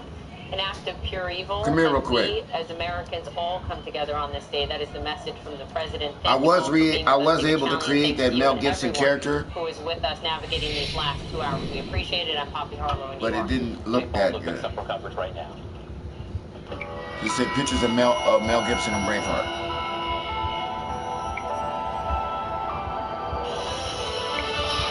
Thanks, guys. Hello, everybody. I'm Kate Baldwin. We want to welcome our viewers here in the United States and around the world. We're going to continue CNN's breaking news coverage and the heartbreaking tragedy in Las Vegas. Americans are waking up this morning to a horror story playing out in front of them of historic proportions. The death of the shooting the sound of relentless gunfire. You got him on there? The images and videos that have been coming in overnight throughout the day Where? are groundbreaking. Here is Bruce Buffalo.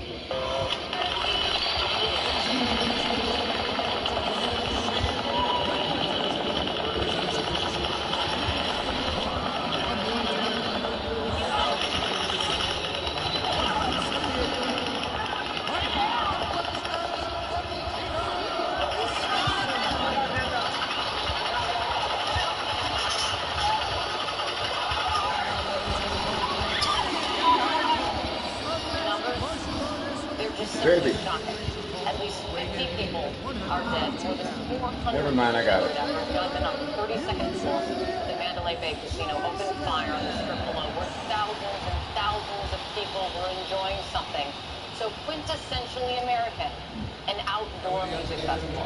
Police say the gunman, a 64-year-old man from Louisiana, who killed himself as officers stormed his hotel room. Witnesses say the shooting lasted around 15 minutes. You can imagine it felt like hours and years for those having to endure. There's one he connects with the strike.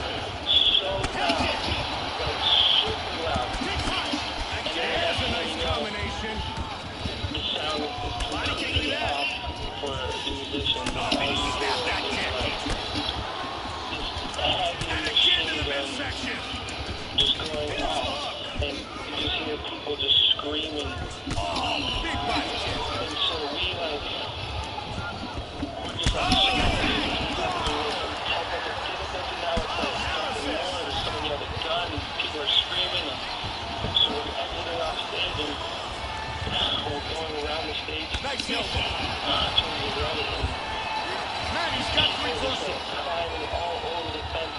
get out. Oh, that's a headbutt kick. People just screaming as well, and then you just hear pop, pop, pop, pop, pop, pop, pop, pop, pop. He did a nice job blocking the head kick. Roundhouse kick lands. I mean, it sounded like He's keeping his hands. You bitch, you ain't gonna get me with that Superman cage punch, you faggot. You ain't gonna get me with that fucking punch, you bitch. That's the yeah, that's what I thought, bitch. You ain't gonna get me with that Superman punch, pussy. That's the last time you get me with that fucking punch, bitch. Trust me when I tell you. Last time, bitch. You ain't shit. Get your ass over here, bitch. Come on. I know you hear me, bitch. You ain't shit. Knock your punk ass out, cage boy. Come on. You ain't shit. You ain't shit. Come here. You ain't fucking shit. Fuck you. You ain't shit. Come here. Bitch, come here. Come here. I'm here in front of your motherfucking face, bitch. Come here. Fucking bitch. Come here. Come here, pussy. Come here. I'm right here, bitch. Come on. Come on. I'm right here, right in your motherfucking face, homie. Fuck your kicks. Yeah, get off that fence, bitch. I'm not going over there. Get off that fucking fence, pussy. Get off that fucking fence, you pussy. Come on, you fucking pussy, you garbage ass fucking fighter. You fucking garbage ass fucking fighter. Garbage ass motherfucking fighter. You garbage ass motherfucking fighter. Yeah, that's what I thought, you bitch. Clinch, you fucking pussy. Clinch, you fucking pussy. I can clinch too, you bitch.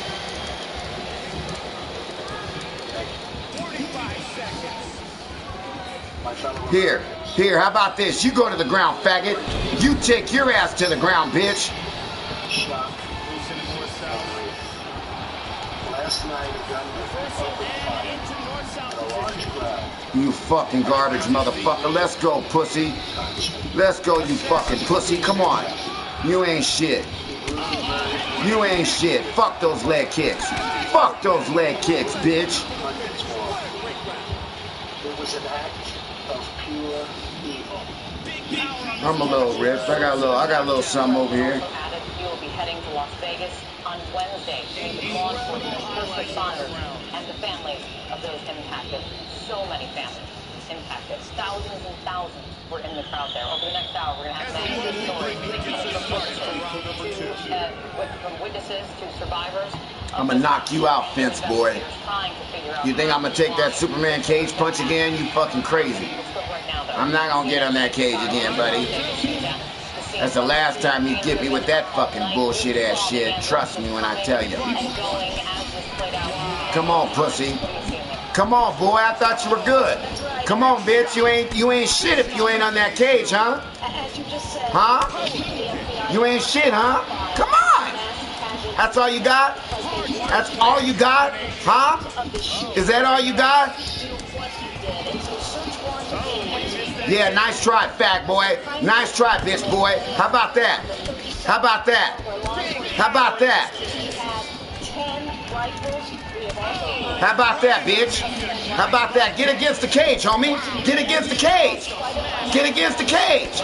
Get against the cage, bitch. Get against the cage, homie.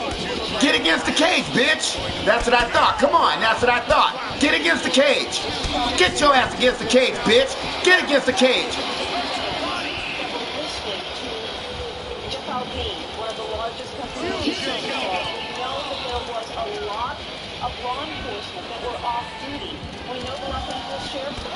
Get against the cage, bitch. Get against the cage, bitch. Get against the cage, bitch! A Las Vegas police officer off-duty was shot in that audience. Another one was also taken to the hospital. So we know that it was a crowd of specific types of people listening to that music. Get against the cage, bitch! Get against the cage, bitch! It was warm. It's Las Vegas. It's cold today. It was warm last night. The strip was buzzing with lots of people on a Sunday night. And it was the 32nd floor. All of a sudden, people start hearing those shots. And the missing link, as the president said, very quickly, law enforcement made it to the 32nd floor. They were swamped. Get your ass down, bitch! Get against the cage, bitch! Get against the cage, bitch! No, it was the 32nd floor. We may learn that as facts come out that they did. The shooter, they believe, had shot himself before they came in, but it was very close in time. But the fact is that 406 people have been taken. You tried that weak-ass Superman punch, you little fucking chump. He bait me into the cage and then popped me with that Superman punch and knocked me down. Beat his motherfucking ass. Yeah, I knocked him out. It was inevitable, Mr. Anderson. You ever seen The Matrix? It's inevitable, Mr. Anderson. It's inevitable, Mr. Anderson. It was close. 2,000 flights are diverted. Over to my left is the runway. It's all very close together. And the Strip is the place to be in Las Vegas. And that's where everyone wants it. So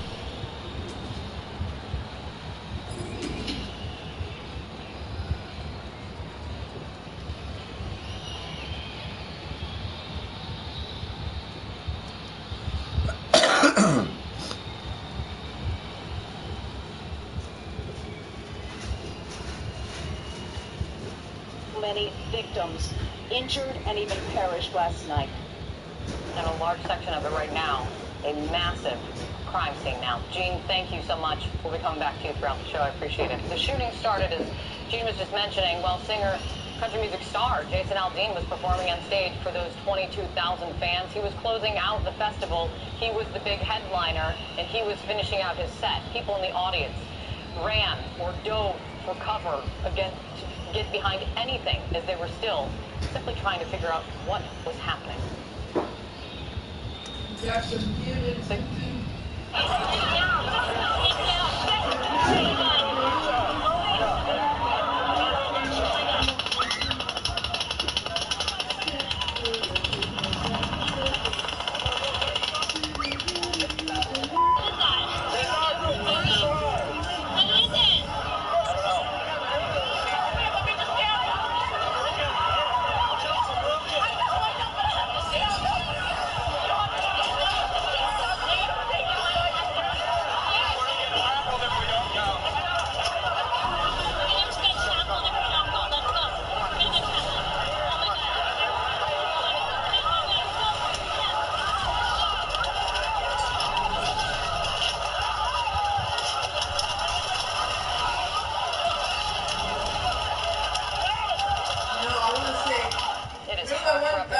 The older black guy that you said, I don't know how I knew him. He asked me how I was doing best. I swear to God, I want to say his wife works events at the fucking Mandalay Bay. Can you hear me right now, Vincent? Yes, I hear. Thank you so much for getting on That's the phone. what I can only imagine what hearing that that's again where is like for you. Was that where the boxing match was this last time? And here. T-Mobile Arena, I think. Can you walk us through? No, the shooter's dead. They went into his room and he had already offed himself. You know, they say that the cops, when the cops got there, you know, that they didn't say that the cops fired on the guy. You know, they say that the guy was dead when they went up to his room. What they did was they let off an explosive device to get into the room. Right, they let off an explosive device to get into the room. So we're not saying that the explosive device killed him. I doubt that. I'm sure that he's smart enough to kill his own self. It's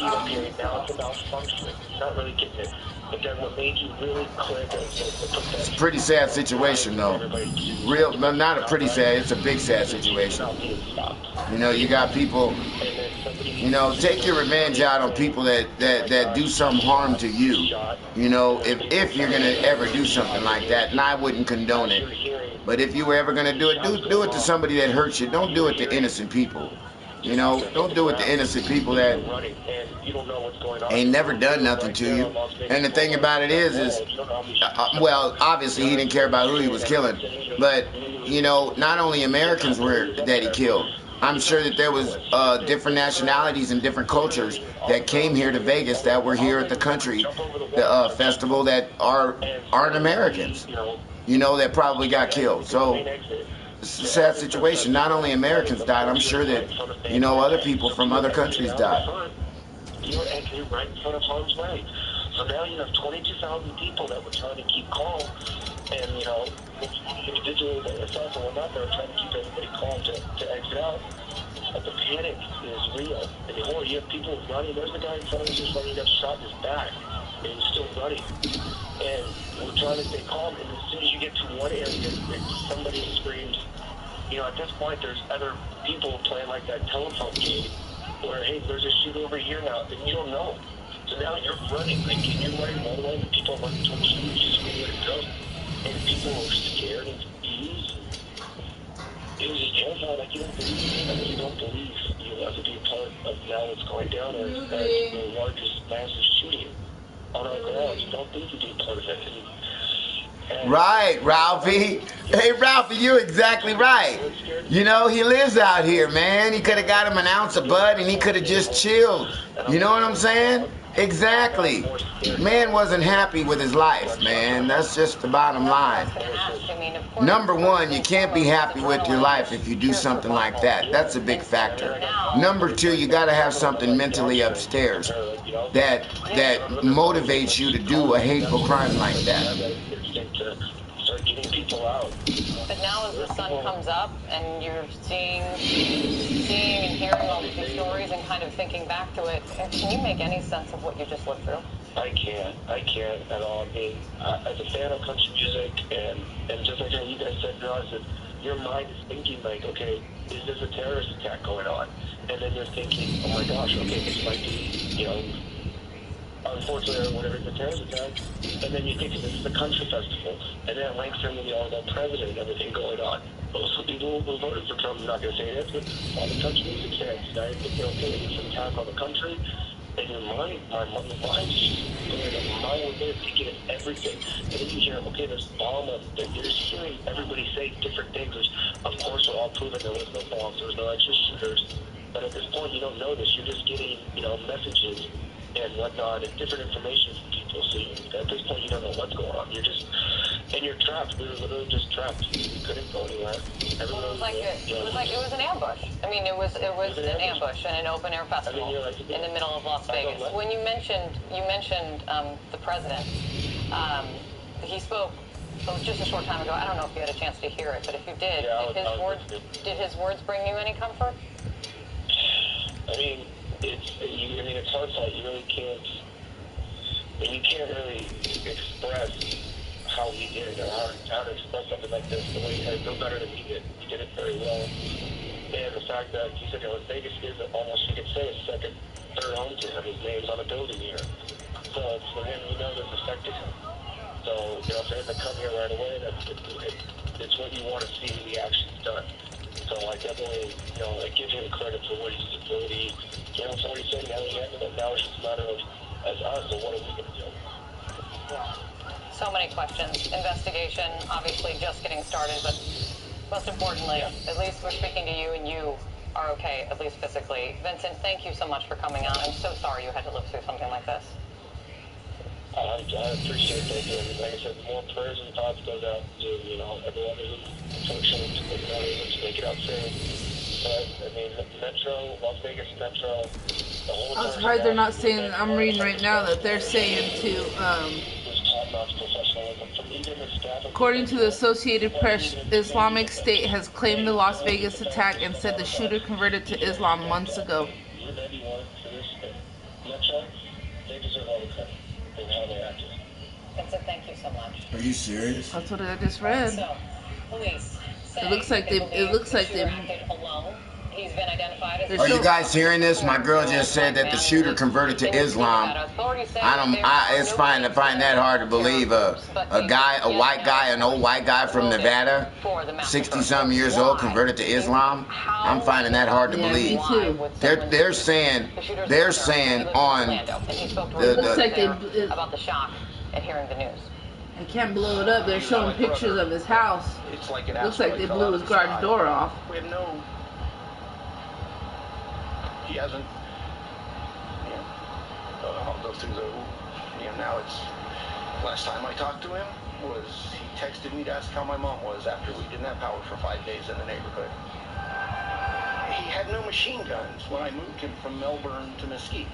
I mean, find out who gave, who he bought the machine guns from. And once again, it's there's no blaming know, it's just, he bought the machine guns and he did this. I mean,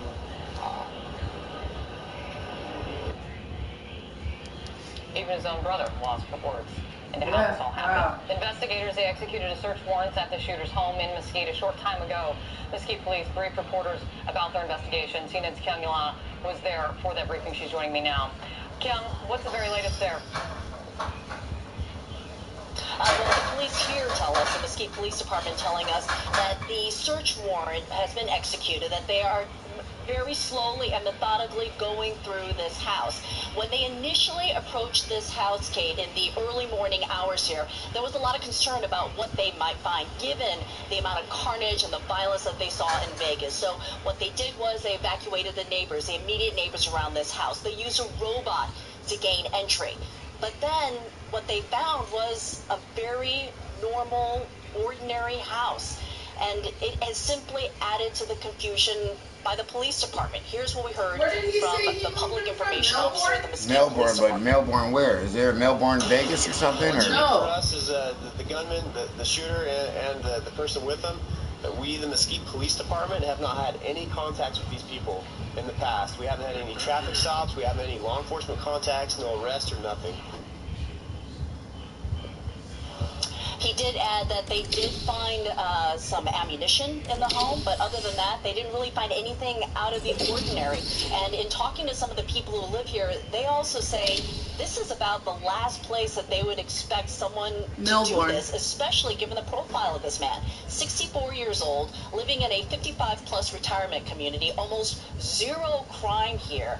There appears to be nothing wrong here in this planned community. If you talk to the people who live here, this is a place where you can drive golf carts down the street, where people walk their dogs. They are having an extraordinarily difficult time trying to reconcile this place with the 64-year-old man checking into the Mandalay Bay, going to the 32nd floor days ahead of time, and then planning something like this, shooting the windows out of a hotel. Nah, man, I ain't gonna close them. Not me, bro. This is something that is not me. absolutely unthinkable given the profile. No, I don't of work this in man. Mandalay, So but you know, I'm not too far from there, man. They are hoping to figure out I'm not exactly too far. what would have led this sort of a man Real to crazy, do this. man. Kate. Florida. Absolutely right. Kyung, thank you so much.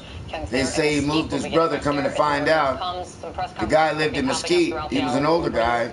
But supposedly the guy, but supposedly, you know, you think the guy lives in Nevada, you know, he's an old white guy, you know, he's like traditionally a prejudiced white guy, but he went and shot up a country bar. But my girl just said that supposedly Islam is taking credit for the, or whoever the Muslim state, ISIS is taking credit for this, because they say that he converted to Islam a few years back. Just recently. David, the question of why just recently. Is so, yeah, that's what they say. The death toll can still rise. The number of injured could still rise. We are still in the hours, even though it's moving towards closer to 12 hours now. Since that's what I'm thinking. Incident. That's what I'm thinking. Why is lingering? You know, you talk about you talk about an old guy already set in his ways, bro. You know, his man has already said, cell phone, smartphone, whatever he's had. He's going to look at anything he's done on social media, any emails he's wrote, he's going to speak to people. Well, I mean, you know, we ain't going to say nothing on the telephone, but I don't like the president either. Contact with anyone, with other people who know him. I mean, I'm just saying. Maybe he has some political contacts. Maybe the woman he's involved with does. At this point, they're not saying anything, but there clearly is a motive, and it probably isn't just that he doesn't like country music. That's absolutely right. I mean, you have to assume, Jonathan, this was planned well in advance. You have to assume that... Hey, bro, I'm going to put you like this, man. The guy's a racist.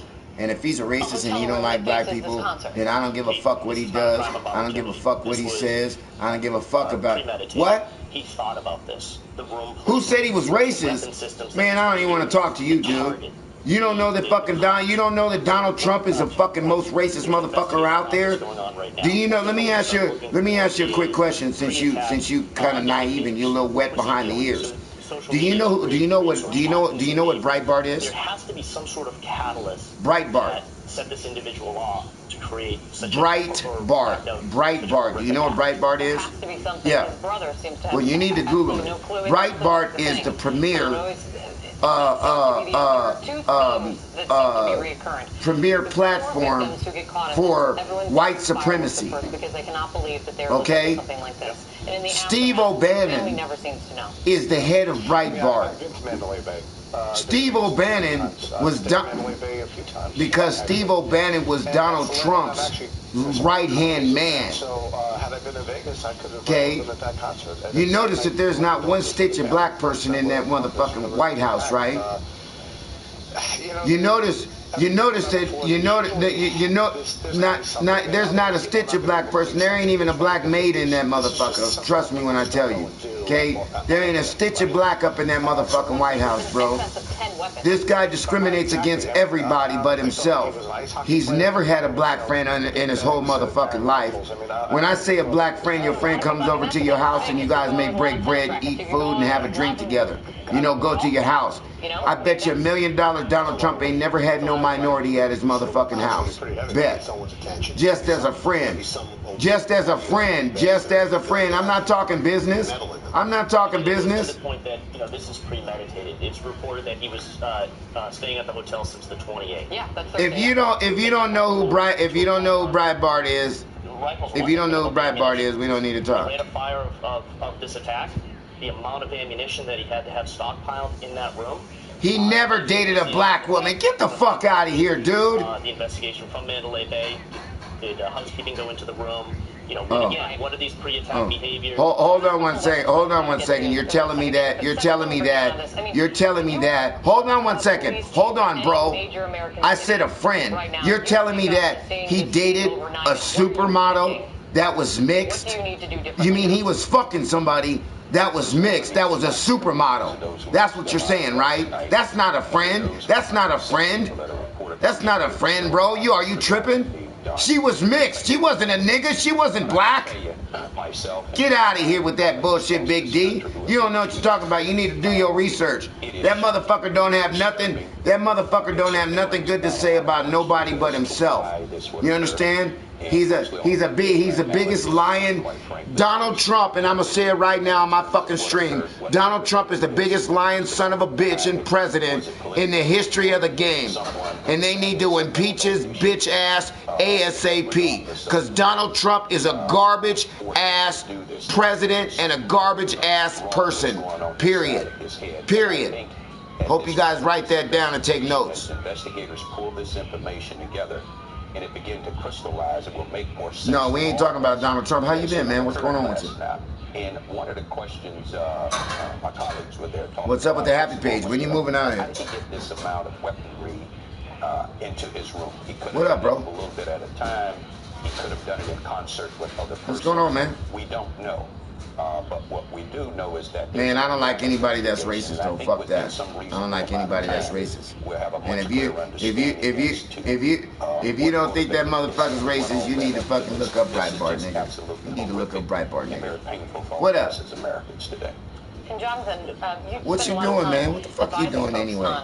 Security situation. Absolutely. Now, is this something that, is this something you the last year, talking to different trade organizations, the Convention Industry Council. So what you been up to, Big D? How's your job? You still got your job? International. This was the example that I constantly gave around tragic, dynamic situations that can occur at events, and it comes down to planning for every type of contingency. What I think is really interesting, though, in this attack is that basic elements are run by were followed. You saw that right away. Once people recognized probably working in that truck, working in that goddamn truck. What's different, though, is that the attacker was elevated. Right. So we're not talking about a horizontal plane anymore. We're talking about an elevated shooter. So people were doing the right thing, trying to hide. They actually were exposing themselves. Oh no, he went to work this morning. It's a real game changer, I think. Tep went to work this morning, man. He don't work in that time. 20 years, 10 years in private industry. In New York, we do avoid barricade confronts. It's similar, a little different, but it's similar. The issue here is number one. Anyway, hey, Big D, my girl just made me some breakfast, man. Can I call you back in a few minutes? Evacuate the scene is very, very limited. And an open air festival where there are very few places to hide. No cover, and then finally, the final was the third. Either confront or fight. You got okay. 30 seconds. Well, hit me up when you get out, brother. So this is the worst of all possible circumstances. What? And the venue could have done nothing because. All right, hit me up. Thanks for calling. I'll talk to you in a minute. See if they're One. armed or not. but you can't take it. Now you have the elevated issue that is outside their control. David, real quick, important things that we need to, that you want to know about the weapon right now. Why does it matter? How does he get a fully automatic weapon? Clearly that's rate of fire of like, just off my, it's hard to say. Right. You're talking about probably a submachine gun, which is a handgun round, firing it between 700 and 800 rounds a minute. That's illegal to purchase unless you have a tax stamp. How does he get that weapon? And apparently he had multiple, so that's I'm sure the ATF is going to be tracking that down first and foremost. First and foremost, no kidding. Gentlemen, we've got a lot to come this hour. And unfortunately, we're all sitting here together talking about something like this today. If you could stick with me, I really appreciate it. We're going to get back to all of you in just one second. Coming up, we're going to hear, though, from more eyewitnesses who were on the ground, who were there amongst the 22,000 festival goers enjoying a beautiful night in Vegas for a concert when these shots came raining down on them and turned the concert into the worst mass shooting in U.S. history. Also ahead for us, Las Vegas police. They're set to giving another news update. They have done a very good job of keeping everyone updated throughout the night into the morning. We're looking forward to getting another update from them very soon. We'll bring that to you. Stay with us. And there was a sound like it was pyro, like it was pyro misfiring. It's like, why was there pyrotechnics going off now? It was like, attention Medicare beneficiaries. Many people with Medicare may be able to get extra benefits and don't even know they're available. You may be able to get dental, vision, hearing, and prescription drug coverage included in your plan. Call the Medicare Coverage Helpline to see if you can get the extra benefits you deserve. The Medicare Coverage Helpline is now accepting calls. You may be able to get extra benefits, including dental, vision, and prescription drug coverage. Hi, I'm Dr. Jason Buchwald. Making sure you go to the doctor and taking all your medications as prescribed can help protect you. Abby. To make it easier, you may now be able to enroll in a Medicare Advantage plan that includes coverage for dental, vision, and prescription drugs. You know, any other time I call her name? By choosing the right plan for you and get all the benefits you deserve. Call to see if you get extra benefits. What? Dental, vision, and prescription coverage. Don't miss the annual election period deadline for Medicare Advantage. Call now. Call 800-779-8200. That's 800-779-8200. Let's make this fast. You're used to accepting credit cards like this. But Square's new reader keeps you safer if you take cards like this, or like this. Square lets you accept every credit card for the same low rate. That's every dip and every tap, with no surprise fees.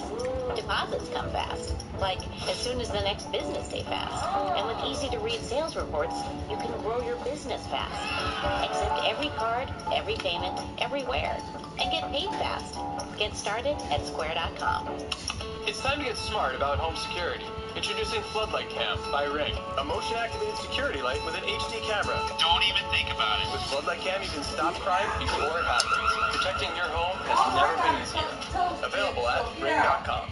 I used to handwrite lists to find out which website had my ideal hotel for the cheapest. Just scribble all my options underneath each other. Well, Trivago does exactly that for me, saving me lots of time and money. Hotel, Trivago. Today we're finally getting our bathtub redone. We weren't happy with it. But we didn't want the headaches of demolition. See, she thought I called her.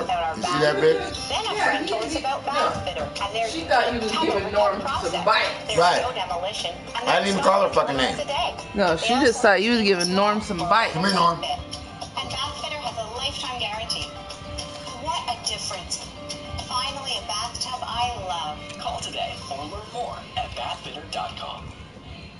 QuickBooks introduces Rodney and his new business. Get out. He teaches lessons to Stanley. And that's kind of it. Get out. But Rodney knew just what to do. He got QuickBooks. It organizes all his accounts so he knows where he stands in an instant. Ah, that's a profit, which gave him the idea to spend a little cash on some brilliant marketing. Ha, clever. Wow, look at all these new students. Way to grow, Rodney. Know where you stand instantly. Visit QuickBooks.com. She knows she's wrong.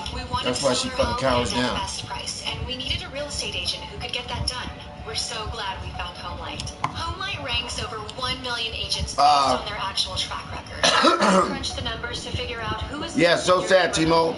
who could sell your home for the most. How close do I live to the strip? Homelight matched us with Alex. 2 minutes. Sold our home in only 2 days for $40,000 over asking. Real quick. It's time to sell. The place to go Close. is Homelight. 2 minutes.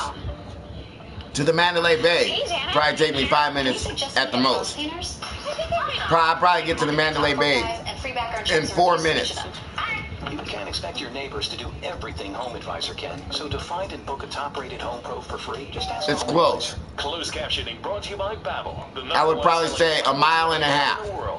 With Babbel, learn a language at your own pace and track your progress. I was asleep, bro. I was sleeping in my house counting sheep, bro. You know, I've been streaming, so I actually got some sleep last night. But I bet you anything, you might have been able to hear it. You might have been able to hear it.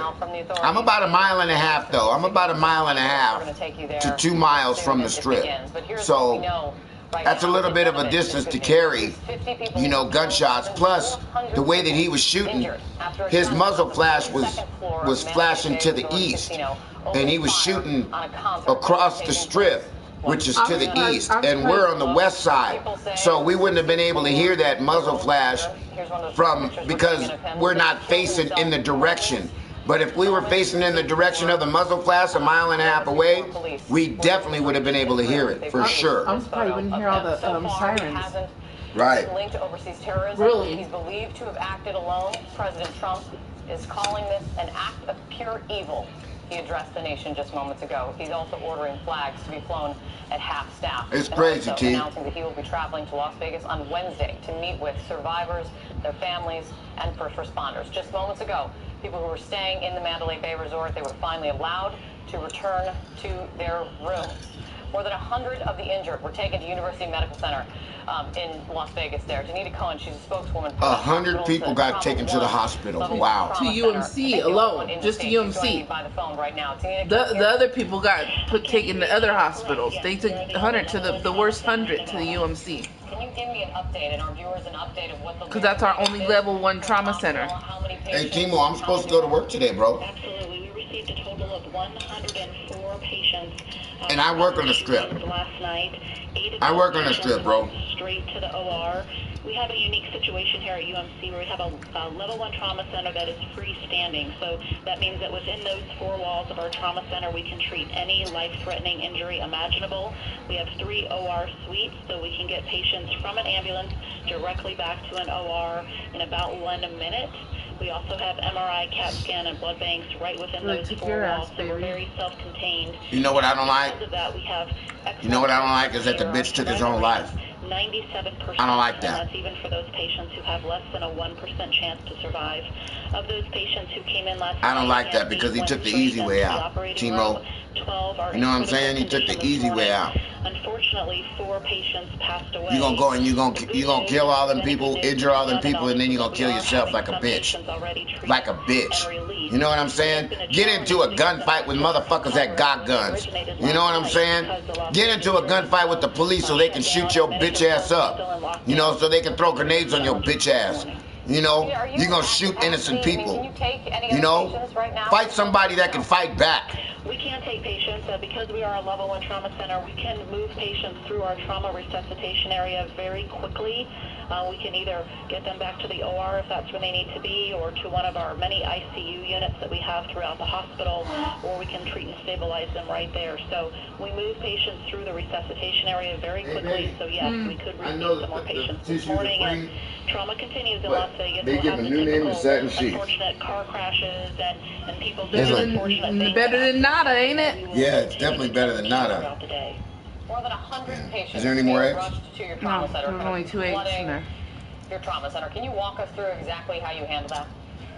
Sure. So patients are actually out in the field with trauma. Put garlic on the eggs and the potatoes. And then once they make it to us, if they are critically injured, they will come to the trauma center. If their injuries are a little lower than critical, then they can go to our emergency department and be treated and stabilized there.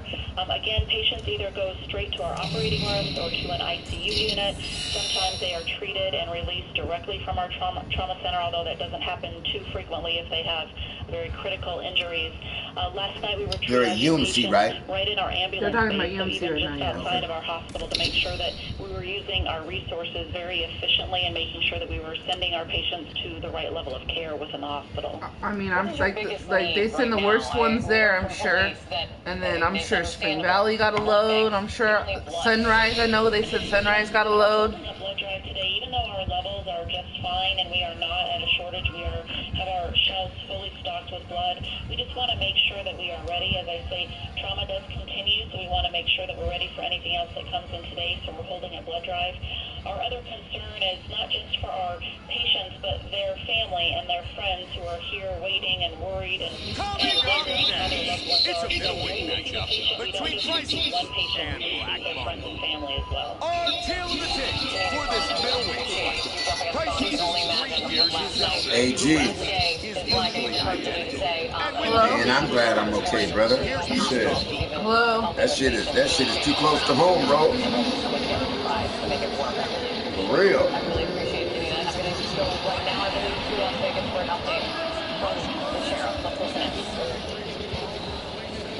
Right, for real. For real. Yeah. You're right. Good morning, everyone. For those who don't know, I am Sheriff Roberto of Clark County. I don't have very much more. Right. You're right. You're right. You're right. For this middleweight bout, here tonight at 20 associated with these events has increased. Right now we're using a number of Right. Right. at Sunrise Hospital. So it is big. It's fucking real fucked up, man. I mean, I'm real distraught, you know, because it just happened right down the street. Where? Well, you know, the guy was at the Mandalay Bay on like the 36th floor, and he was shooting his gun across the street at the venue. It wasn't at Mandalay Bay.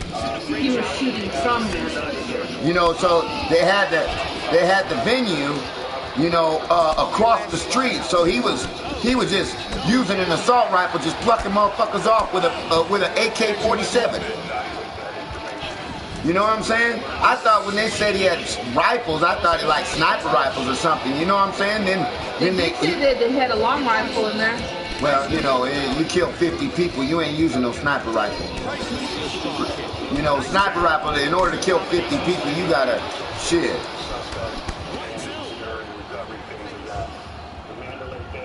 Man, that's sad, man. That's sad as hell, man. So how you doing, AG?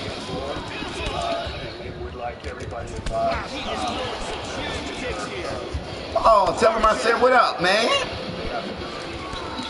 Good to see you, brother. Good to see you, or good to hear from you, X. Man, I'm glad everything's okay. I'm glad my family's okay and shit like that. You know, you get in over here, you know, fucking 500 people or something get injured. You know, that shit is serious business. You know, that ain't no joke. So, but when you coming to Vegas, man? When you gonna come out, man?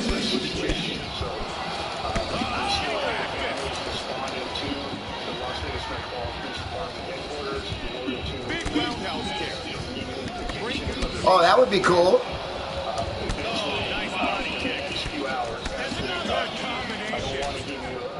What is it called? Okay.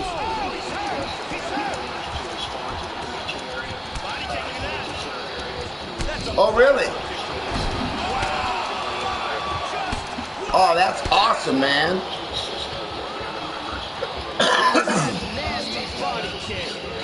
Wow. I hope you do. I really do hope you come to see me, bro. You know what I'm saying? We've known each other for some years now, man. You know, I mean, even if you need a spot to stay, you know, when you came down, you know, I got your back.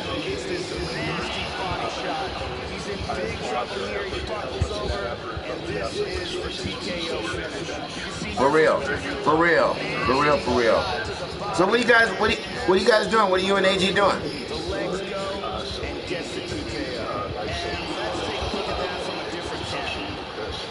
Right, right. Hey, man, it sure is nice up here, man. We got a dispensary 1 block from the house. 1 block, man. And it ain't like, huh? For you guys, it ain't legal. You guys got the dispensaries that are Medicaid, that are for your prescription.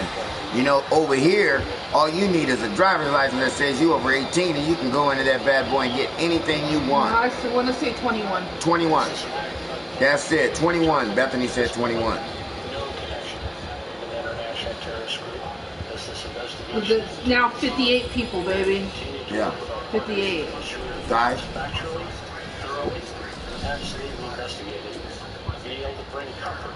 What'd you say?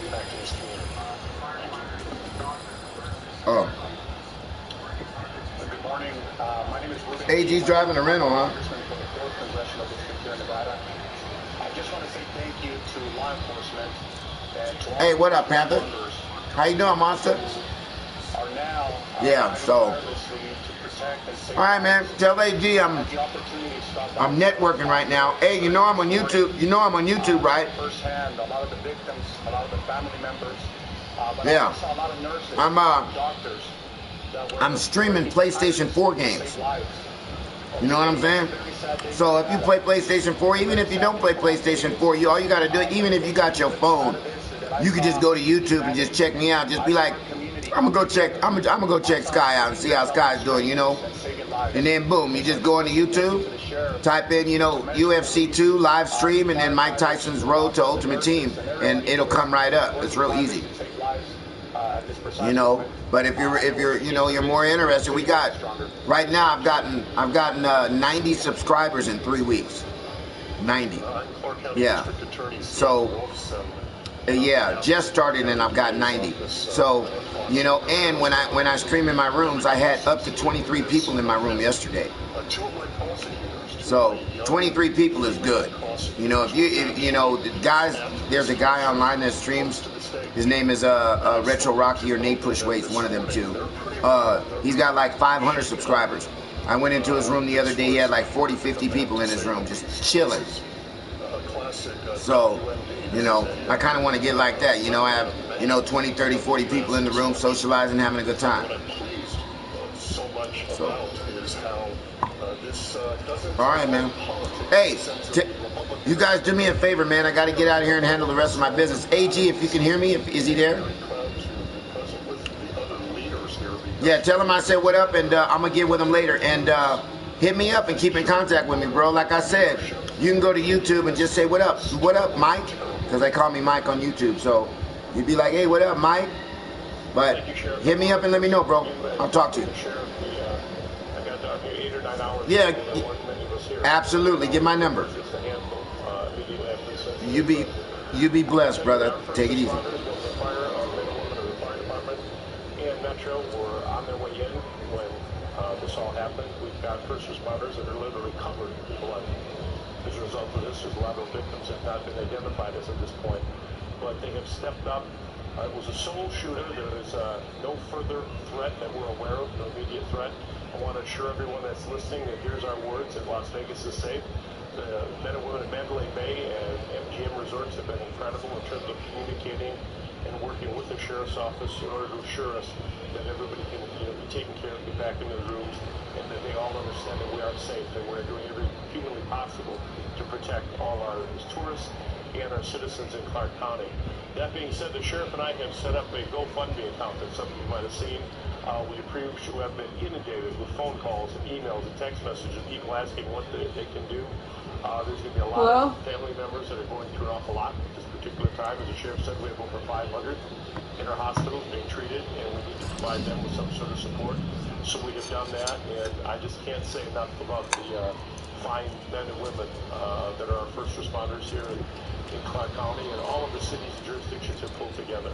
And I thank them all for that. We pledge your full resources of Clark County to assist the Sheriff and the FBI in any way humanly possible. And we'll be at your service, and we ask for your prayers. Are you going to stream too, huh, Monster? Hey, Monster, I'm sorry. I got a lot of shit going on over here, man. I live in Vegas. I live 2 miles from the Mandalay Bay. I want to thank you all. I got people calling me up. This great city. And absolutely, I'm kind of busy right now, but sorry I didn't get your message on the PlayStation for the headset. Thorough of first responders and law enforcement. I spent part of last night and was late this morning with you all because I was over at UMC in the trauma unit, and it's been a very, very difficult time for us. And as we look forward to continuing what our great city does, we offer a safe place. This is a crazed lunatic full of hate. We don't know much about his background, but it certainly is not an extension of what we believe in, what everybody who lives here and works here and those who visit here. Yeah, we okay right now. This is something that but I have a lot of friends. I've been living in Vegas for 22 years, and I'm in the casino industry. Children, parents, and who've lost loved ones, and so many still suffering in the I'm hoping that I don't find out that I know anybody that went to the concert. That were hit quite you know what I mean? That would be pretty sad. As they were near the like 58 people dead now. It was 50, now it's 58. Traumatic time for all of us and for our visitors. He killed almost 60 people, man. Many of whom have come from the northern part of our states here, and just. Can you imagine 60 body bags laying next to each other? 60 lives that just got snuffed out by this piece of shit? They are unequal. They are so rapid to respond, so thorough in what they do, and our first responders have been simply phenomenal. It is a city and a community that has pulled together. Everybody is working so hard to make sure that we are taking care of the needs of the families and those who've lost loved ones. And it's just been a very, very traumatic time for everybody. The president gave a beautiful message, and he will be visiting us either sometime later today, tomorrow, or Wednesday. Great concern, and we just know that the entire community, I have so many mayors that have called, governors who have called me personally to express their support, help, and what we ask for is blood. That's the main thing right now, is that if our people want to do something and they are healthy, then please donate blood. We'll have plenty of banks available. Always call a hospital if you're unsure where to go. So thank you very much. And Madam Congresswoman, I'm sorry, I didn't mean to step in front of you. You always go before me, Mayor. It's a pleasure to follow you. Well, thank you very much. I'm Dina Titus. I represent Nevada's District 1. It includes the fabulous Las Vegas Strip, including the Mandalay Bay, where this horrendous act took place. You know, so many times I welcome people to Las Vegas and all the excitement and entertainment and fun it has to offer. Never thought I'd be standing here trying to offer solace and my office assistance to victims of something like this that would happen. All through the night we were briefed by law enforcement. I thank you, Sheriff, and your team for all that you did, and the first responders. Mainly we were trying to stay out of the way because you don't want to turn a personal tragedy into a political event. Today my office will be giving blood, as the mayor said. They appreciate your thoughts and prayers, but what they need is blood.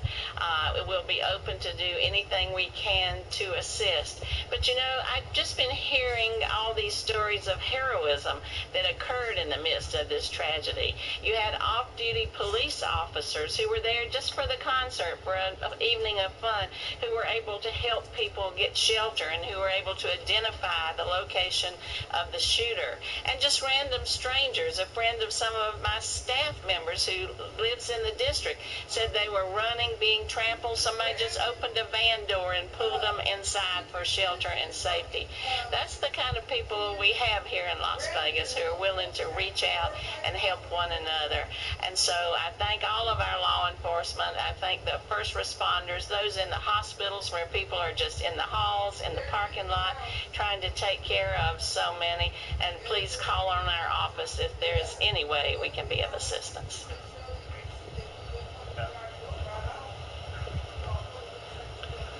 I'm Adam Laxalt, Nevada's Attorney General, and I want to echo what a lot of people have said today. I've been here since about 2 in the morning, and the job that Metro and our law enforcement and first responders have done is just absolutely remarkable. We've never been hit with such a tough situation in this city, and to see the poise and the pressure that they're able to perform under was truly astounding.